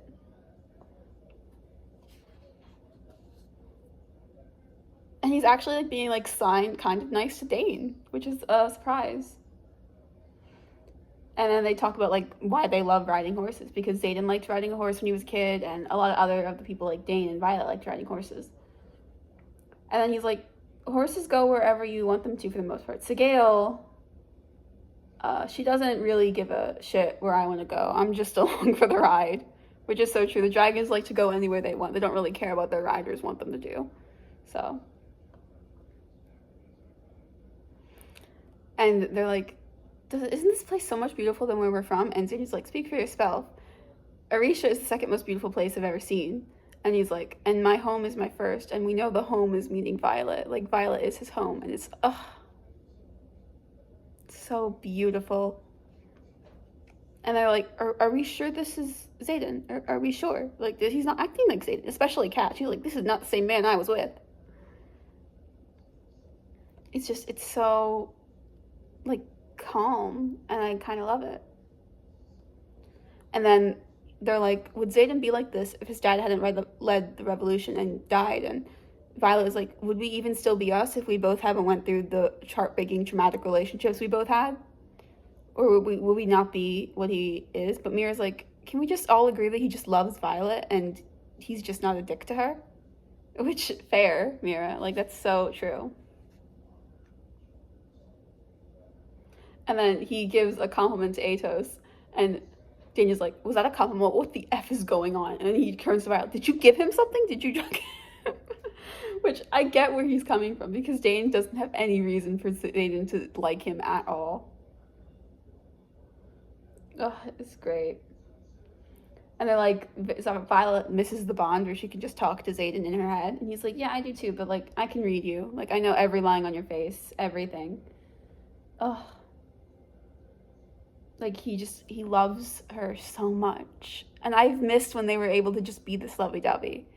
Like, and be this sort of domestic, even when they're in this type of situation. But I really do love it. And then they're walking in. Kat, her cousin, and Riddick stay back. Dane, Mira, Xaden, and Violet go into the store to get the information that her dad said that she would need at the store. And Xaden always follows up last because he doesn't trust anyone without Rebellion Relic to cover his back. And it's so sad because the one who would cover his back would be Liam. And Liam's not here. And it's so sad because I miss him. I want Liam. Like, he was so my favorite, and I really miss him. But right as they ask for, like, this thing, they get attacked by the people who are in the store. And Xaden, like, walks up as Violet's fighting this one guy, and, like, he distracts the guy by just saying, like, right as he's distracting it, Violet throws a dagger at him. And Xaden's like, I warned you. Your error was changing your assessment to target me as the threat and letting your eye off her. Because he knows that Violet is the threat. Like, she's violent, and it's great, and I love it. And then, he goes over to the guy who's, like, has the dagger on his shoulder. He's like, you really shouldn't raise a blade if you're not prepared to receive one. Which is true. Like, you shouldn't be prepared not to take some damage if you're the one holding a weapon. And then, right as he's, like, about to threaten him, he's like, I'm giving diplomacy a try. Though I'm not sure it's for me. Because he's already so violent. He's like, yeah, I'm not sure that I like diplomacy. I like the violence. And then this girl walks in. Her name is Nirelin. And he says, you must be Asher's Sorengel daughter, here to collect the books he wrote for you. Like, books? He wrote books for Violet? Like, I need to know what this was. Okay, we're on chapter 24, the last one that we're going to go over today. And this is, like, one at the top. It says, she won't understand why you kept her in the dark. You left too soon, left too many of your plans unfinished. Now we can only hope the bond between our daughters is strong enough to endure the paths they've chosen. They need each other to survive. Recovered unsent correspondence of General of the Sorengel. Like, she knew that Asher was keeping these secrets for Violet, for Mira. Like, he knew those. So now I'm wondering if Mira and Violet will be able to recognize that he was keeping these secrets for a reason from them.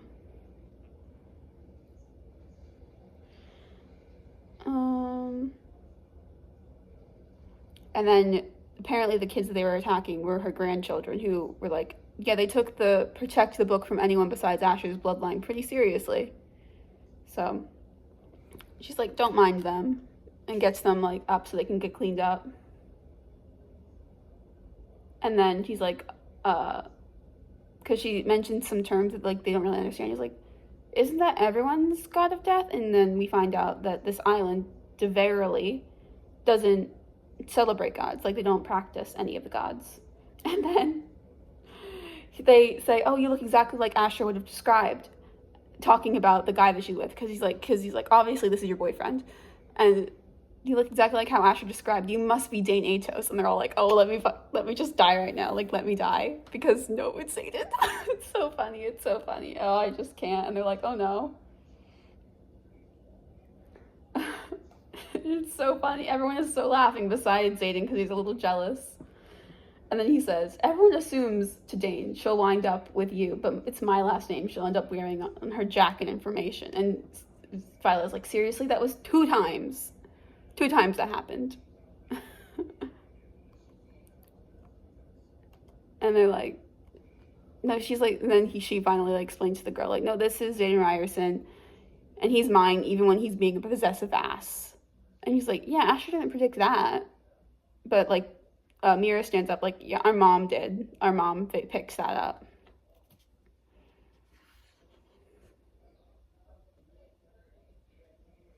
Then they ask her 3 questions about like what Asher was writing about. And one of the questions is, why did this alliance fall apart? And Violet is like, because they promised dragons they couldn't deliver, and everyone is like so surprised by that. And then she explains her reasoning to Dane. And Dane is like, yeah, I buy that. And then she says something that kind of makes him like step back, like, wait, really? Because it's about Feathertails, because they were hunting Feathertails in order for this to happen. And then she's like, oh, wait until you realize your dad knew my dad's book had something to do with Feathertails, which means dad knew to stop trusting him at some point. Like, her dad knew that his dad was going to betray everything because of the Feathertails. It's so good. And then the last question is, why did she break up with the prince? And she's like, because he cheated on me with another girl. And then Dane is like, she's like, what would you have done, Dane? Punch out the crown prince? And then Dane's just like, and then Dane's like, yes, still might. Which is so, so funny. And Mira is like still a little upset that her dad didn't trust her for this. And he's like, I'll just carry them since you guys won't trust me to read them. And then this Niriel is like, and that's right there is why he didn't leave them for you, dear. We all have a part to play in what's coming for us. This one is simply hers. While he was busy raising Violet for this particular mission, your mother was raising you. I wonder what legacy you've inherited. Like, that's such a good line. I really liked that. Like, because Mira is obviously different than Violet in that respect, because she was trained by her mom to be a rider, but Violet was trained by her dad to be a scribe. And then it's so domestic, like, Zayden comes in, Violet's, like, in the bath, like, relaxing and stuff. He's like, are you good? And he's like, yeah. And she's like, good, because I am done being polite, because he's finally, like, free to do whatever he wants to, like, be with her. And he's like, yeah, we're going to be together right now. And I'm like, finally, just go. I love it. But I'll be back with 25 to 30, because right now I'm really, really loving it. Bye. Okay, we're back with 25 to 30, and I really, like, it's definitely probably going to be a 5-star, because I'm, like, into it now. Like, I finished those 5 chapters in less than an hour. Okay, the first one is an excerpt at the top, which is making me a little nervous. I'm not sure why yet, but it's the most useful word in the language of aristocracy has always been, and will forever be, love. Marriage is a necessary evil to secure the line, nothing more. Save love for your children. Confiscated correspondence of Fen Riderson to an unknown intended recipient. It's a little nerve-wracking to me that Zayden's dad would write that love sucks. So, I also am interested as to why.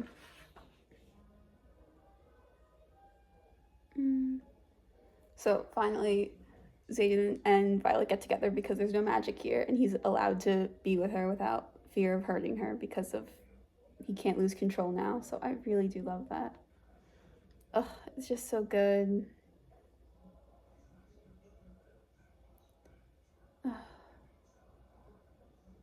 And now he says, I have 6 weeks to make up with. I haven't been with you in 6 weeks. I have to make up for that. So they get together again, and it's sweet. It's such a sweet time that they're together. And right before, like, everything happens, he's like, are you sure you want to do this? You know what I am? And he's like, I know who, Violet is like, I know who you are. You're Zayden, and I love you. And, like, he's pulling away at every turn, and she won't let him. She won't let him leave her. And it's so good. And then he says, I'm never giving you up. You know that, right? You had your chance to run. You should have run, Vi. Like, because he's not gonna let her go anymore, which I hope is true. I hope he never leaves her again, because they need this. They need to be together. It just needs to happen. And then as they're like together, he's like, this is not enough of us to be us, because they're missing their powers, they're missing their connections, they're missing a lot of what makes them them. Even if it's still breathtakingly happy that they're together, it's still sad that they're not fully themselves while they're together. It's just ugh. And then she offers, we could stay here. It was part of the deal I had with the Viscount. We could stay here with our dragons. But then Xaden says, Sigale and our dragons are in pain when they're here, being cut off from magic. And I know you'd never want to leave your family. I can't do that to you just for me. It's just, I love him. When their friends come out the door, and then they throw towels to each other so they can cover off. And then she's like, you can't answer the door like that. And he's like, neither can you. I'm sure as F not offering the sight of you in a towel up to Atos after hearing that your father basically planned your wedding. He's still jealous of Dane, and I love it. And then Riddick sees that the table's broken, and he's like, you totally broke it, didn't you? Like that armoire that no one's supposed to notice getting hauled out of her room during first year. And then Myra's like, what? The what happened? And then the king decided to keep Halden. So Halden messed up. Are we surprised? No, we're not. I am not surprised at all that Halden got stuck.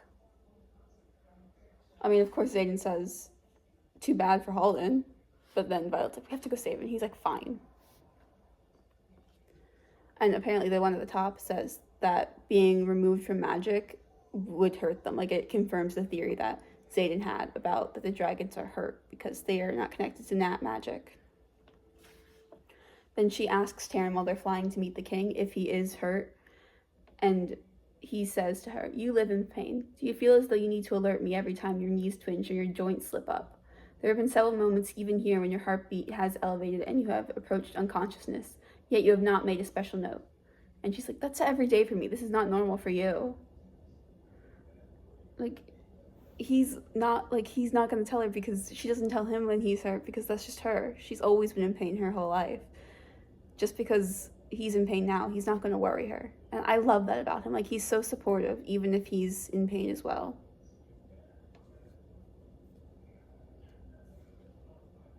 And then they get there, the guards are like coming up with them with weapons, and Janie's like, oh look, more blades. And I thought you were a weaponless society.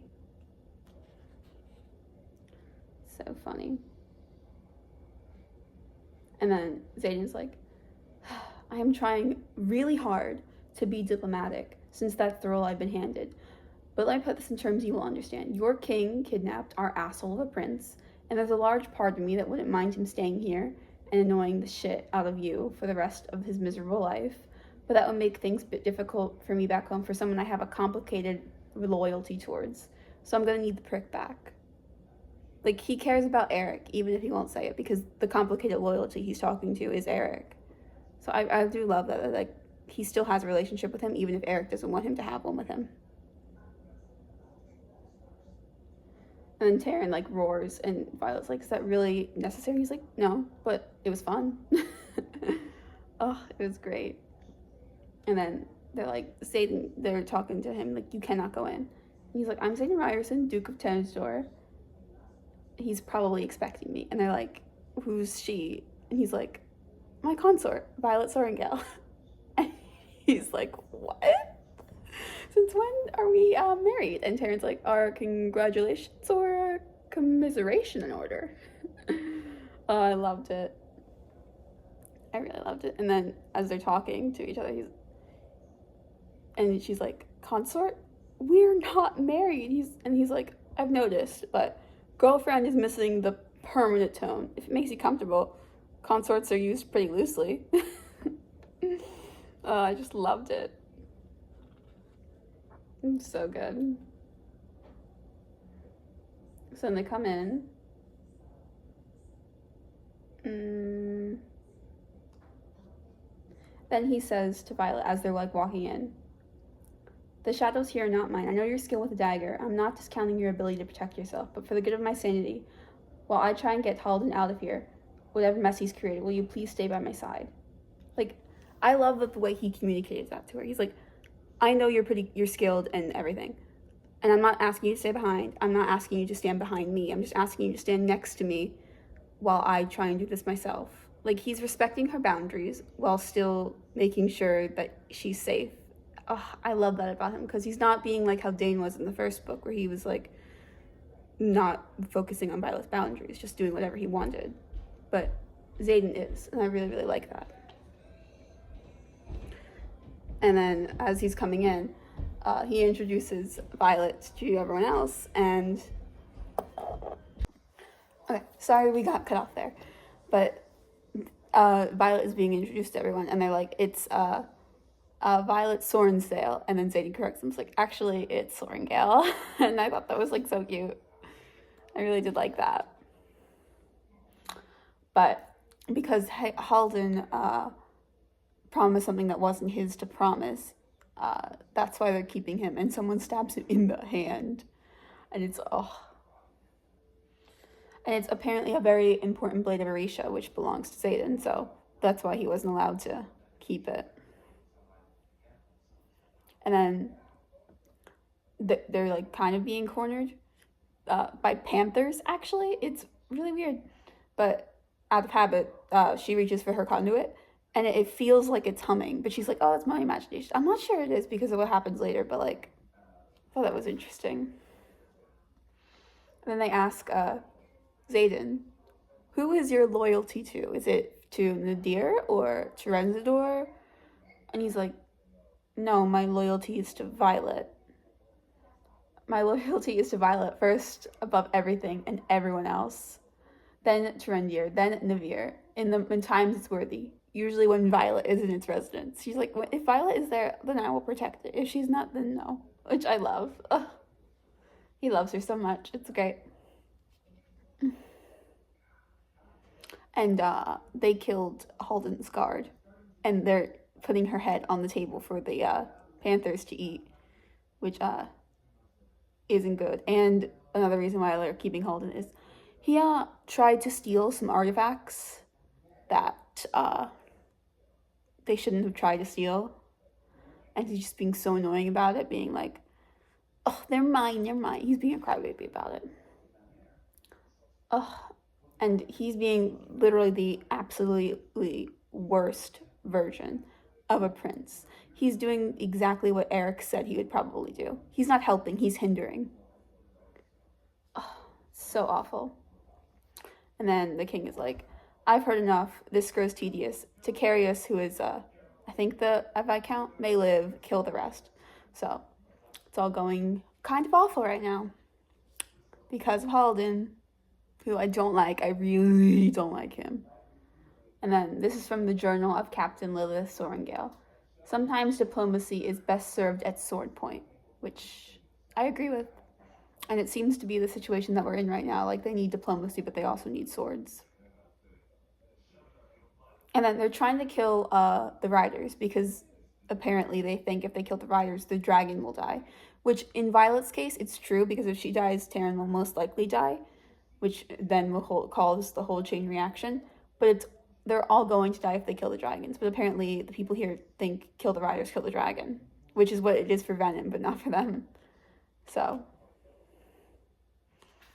apparently that. And then because they've almost hurt Violet, Xaden looks different. There's like a tempest in his eyes, as Violet puts it. And she looks at him like, it's Xaden, but it's also not, which is kind of scary. And he's able to channel.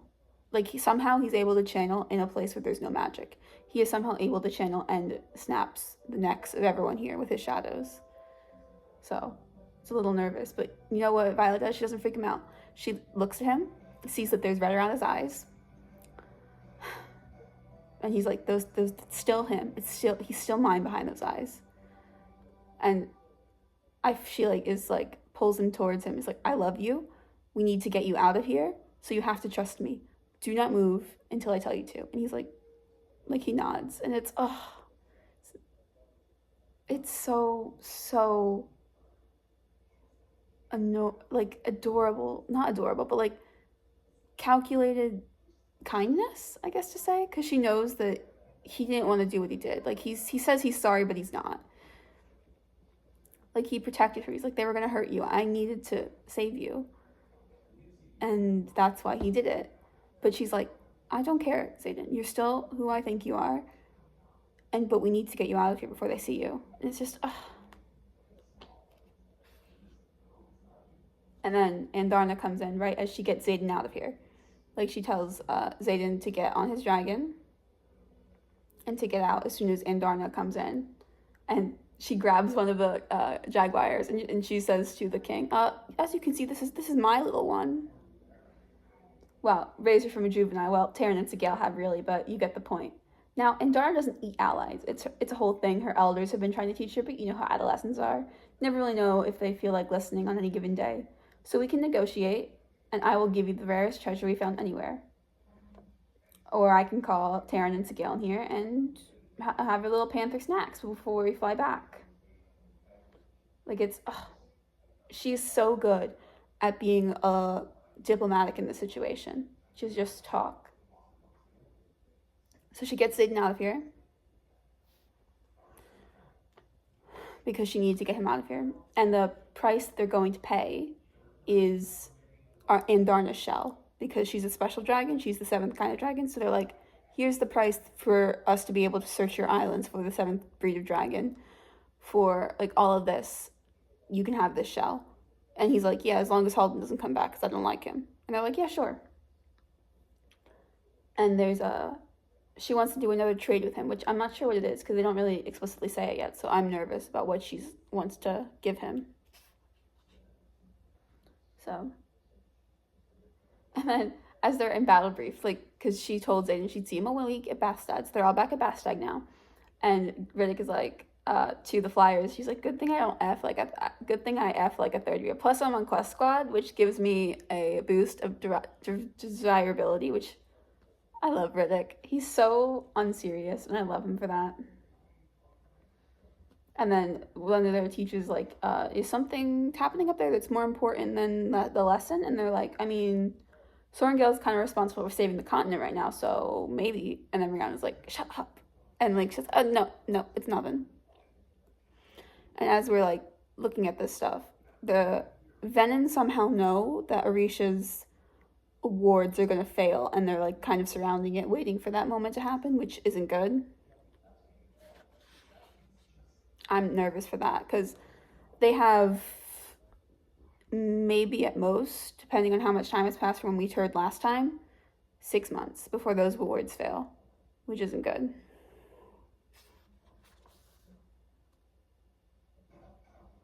And then she asks Bodhi if he has a second signet, and he's like, I don't have one, just like Zayden. But he smiles in a way that reminds her of Zayden, so I think maybe he has a secret one like Zayden did.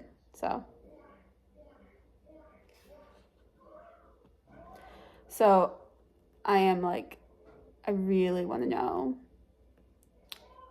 And then Sloane comes in being like, we want to help. But Dane's like, you haven't even been practicing with your signet.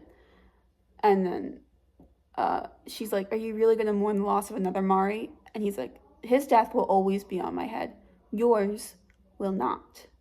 You have to train with your signet. I don't coddle first years anymore. Which I love that he's learned that you shouldn't coddle a first year, even if you know them. So she's going to learn how to train with her signet, finally.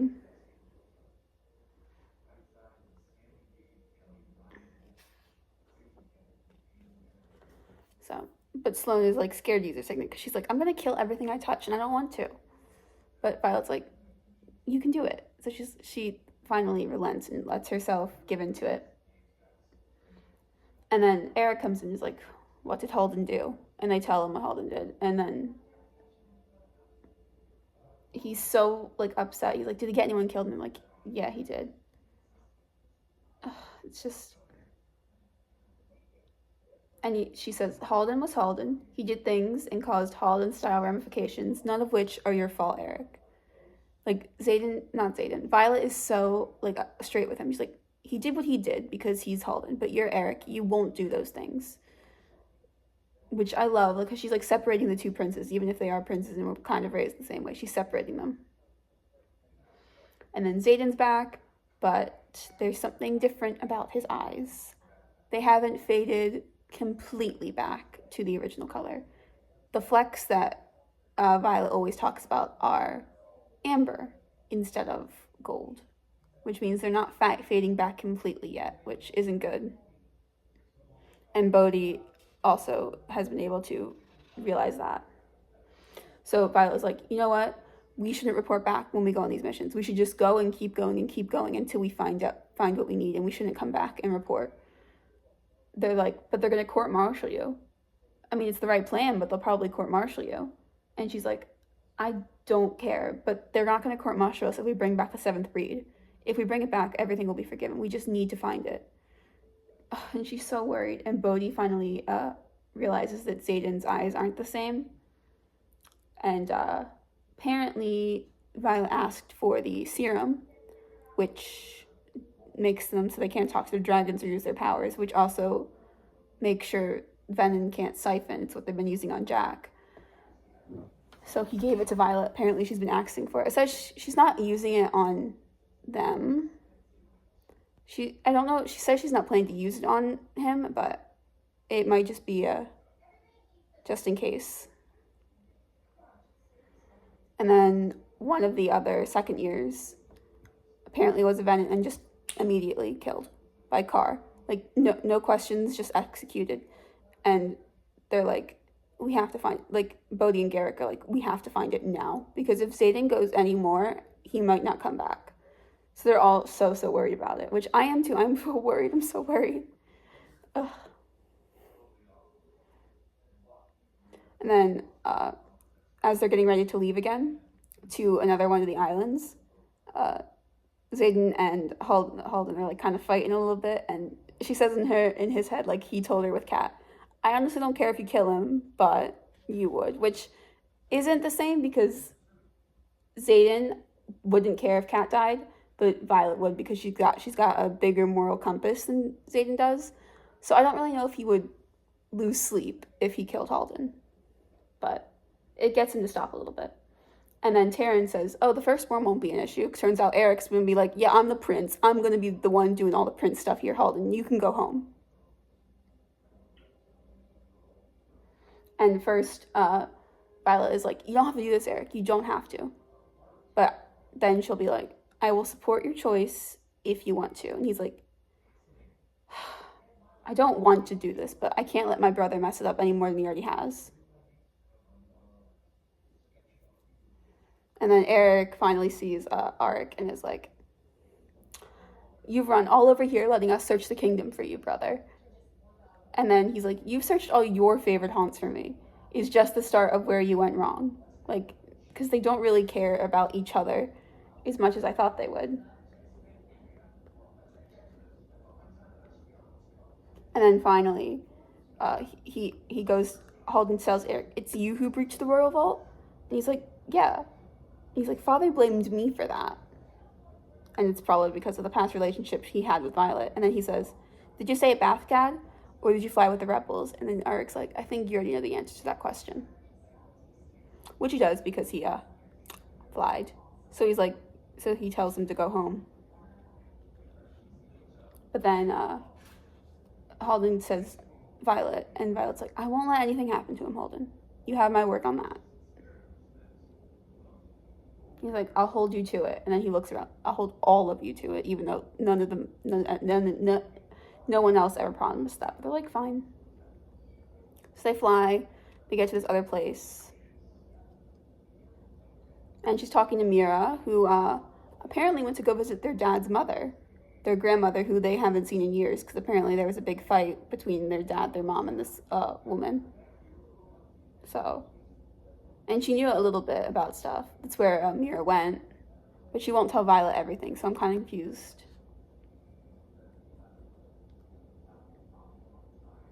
And then apparently they're being bait to get these people surrounding them. And then as Zayden's like laying next to her, as they're like being like ambushed, Zayden like pulls a dagger from her thigh and like just holds it up, be like, yeah, we don't have our powers, but we have daggers. Like, did you really think you'd catch us unawares? You really, really didn't. Oh, I love that. But I really love it. I love it so much. But I will see you at 30 to 35. So good so far. All right, bye. We're back with 30 to 35. I know. Oh, these are really good. I really, really loved these ones. So let's get into it. Let's see. Well, they're on one of the islands again after what happened in... Yeah, they just were like, oh, we brought blades instead of like our dragon and stuff. So like, yeah, okay. And then Dawn is like, I'd like to try one of these horses. And Taryn is like, no. And she's like, one day I'm going to stop asking nicely. You know, I'm just going to eat it. Which I love. It's so good. And then we find out that this crew speaks the common tongue. And Daniel's like, oh, come on. And like puts away his like translator book. And it's like, oh, fine. I thought that was really funny. He's like, why am I even here if I don't need to talk to them? That was the whole reason he was picked for this mission. And it's so fun. And then they're like, we found you so easily. We don't even need to do anything. Like, it was very easy to find you. And Violet's like, we made it easy, Captain. And then Taryn just roars. And I'm like, oh, it was so good.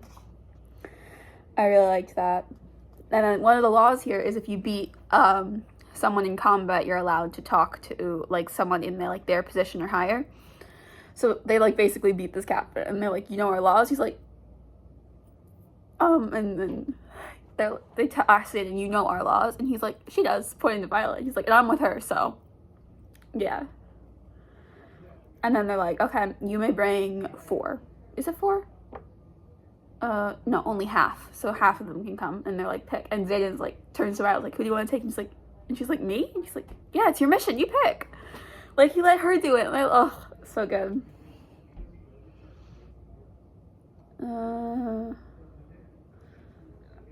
Then she picks Dane, Eric, Zayden, her, and Kat, right? Yeah.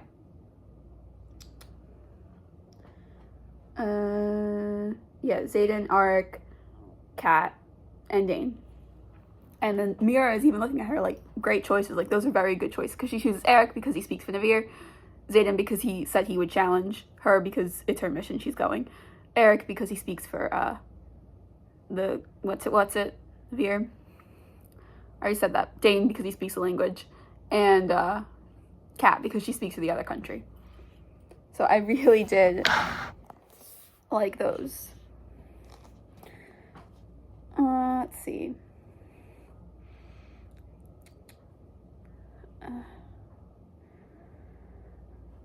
And then she's riding Taryn like to the castle, and he's like, she tells him, I don't like you around these bulls. She's like, yeah, I don't like who you chose as a mate. You don't see me complaining. Which, Taryn, you like Zayden. You just don't like that he's becoming a veteran. You like Zayden because you like Sigale because she's your mate. So you appreciate that Sigale chose Zayden as her rider. So don't even start, Taryn. Like, we know you like Zayden, even though you're not necessarily like that he is turning veteran. So there is that. So they get to the castle, and then one of the scribes that is with them has silver hair, like right here, like Violet. Like, it's exactly like Violet. It's got silver hair exactly like Violet. So I am so interested if we ever find out about that. Because I really want to know. And Zayden catches on too. He's like, she has silver hair just like you. And she's like, yeah, I know. We'll figure out later. So then they are about to challenge, and then they're like talking to Dane because he speaks. He's like, is this your challenger or your leader? And then Eric is like, close but no. He said champion or prince. And Dane is like, you speak it? Oh, come on. Why would I even hear then? Like, I get it, Dane. Like, Dane is like, why am I here if everyone that speaks the language speaks the language? I thought it was so funny. And then Eric is like, yeah, I'll be the champion, I'll do it. And Zayden is like, absolutely not. He's like, I know you're not your dad, I know you're not your brother, but you can't fight because of that. We need you to live. The kingdom needs you to live. So she's like, I'm going to do it. And then Eric is like, fine, and lets him do it. It's so good. And then they're like, you know what? Because it seems a little unfair, let's have you have two people, and like you need a blood offering. So they come over and cut Dane as well. And they're like, oh, Dane has to fight now. So Dane's going to fight.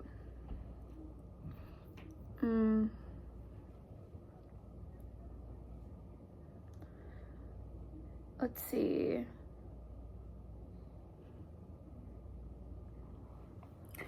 And then they're talking again with this person right before Dane goes back in.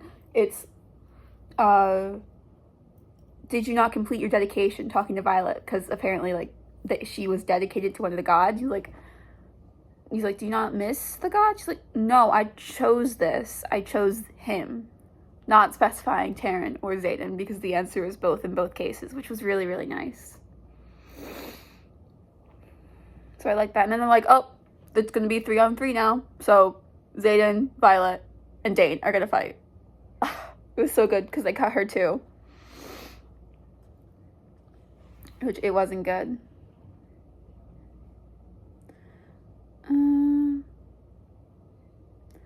And then they kept calling her weak for a while, so she lets Andarna's anger, like, kind of seep through her because she can't exactly shield here. And she's like, I am not weak. Which she isn't. She so isn't weak. And they have to use the same weapons, the three of them, so as they're, like, looking over, Zayden's like, if you're fighting, it has to be daggers then. And she's like, but you're so much better with this weapon. Like, you are not. It needs to be daggers if we even stand a chance for you. And Dane's like, agreed. Like, everyone agrees with that. And then she tells Zayden right before they go back, she's like, whatever you do, don't watch me. We can't have you distracted. Because earlier in the book, he was like, I got distracted watching you when we were sparring. I'm like, not the time, Zayden. So, like, don't watch me. We can't have you distracted. And then as she's, like, fighting, she's trying her hardest not to scream, because in her head, she's like, I will not be Zayden's distraction. I will not be the reason he loses. So she stifles all of her screams so that he doesn't look over to her. And then she gets the girl that she's fighting pinned, Marlis. And then she kind of, like, turns her in a way that she's still pinned, but so that she can see Zayden. Zayden is about to die. Like, he's got, like, he's, like, being, like, so cornered. And the girl is like, you keep me pinned or you let him die. And she's like, oh. So she throws a dagger at this guy's shoulder who's holding Zayden, which gives Zayden the chance to, like, put him down. And then she's still holding her, be like, yield. Oh, so good. And then right before she's about to yield, the lightning just shrieks. Like, and it even says it comes, like, out of Violet. It doesn't say it comes out of Violet. It says, like, her anger and, like, the heat within her snaps. I think she wielded, but she doesn't know she wielded because of where they are. But I think she wielded. I think there's something different about her. And then even Zayden is like, was that your lightning? He's like, Zayden, I can't wield here. Magic doesn't work here. It's just a coincidence. And he's like, yeah, okay. Like, even he doesn't buy that she wasn't wielding. And then we find out that the girl that Violet was fighting, that's the queen. She beat the queen. Oh, it's so funny. And they're like, yeah, we won't help you because you won't give us what we want. They want dragons, like, in order for them to help. And they're like, yeah, absolutely not. We're not giving you dragons. And even she thinks that Violet wielded lightning. She's like, how did you do that to the lightning? And Violet's like, I didn't. But I think she did. I think she wielded that lightning. I think the lightning was her. All right, I think this is where we're going to end part 1 because we're halfway through the book. So if you liked this, please like, comment, and subscribe, and I will see you in part 2. Bye, everyone.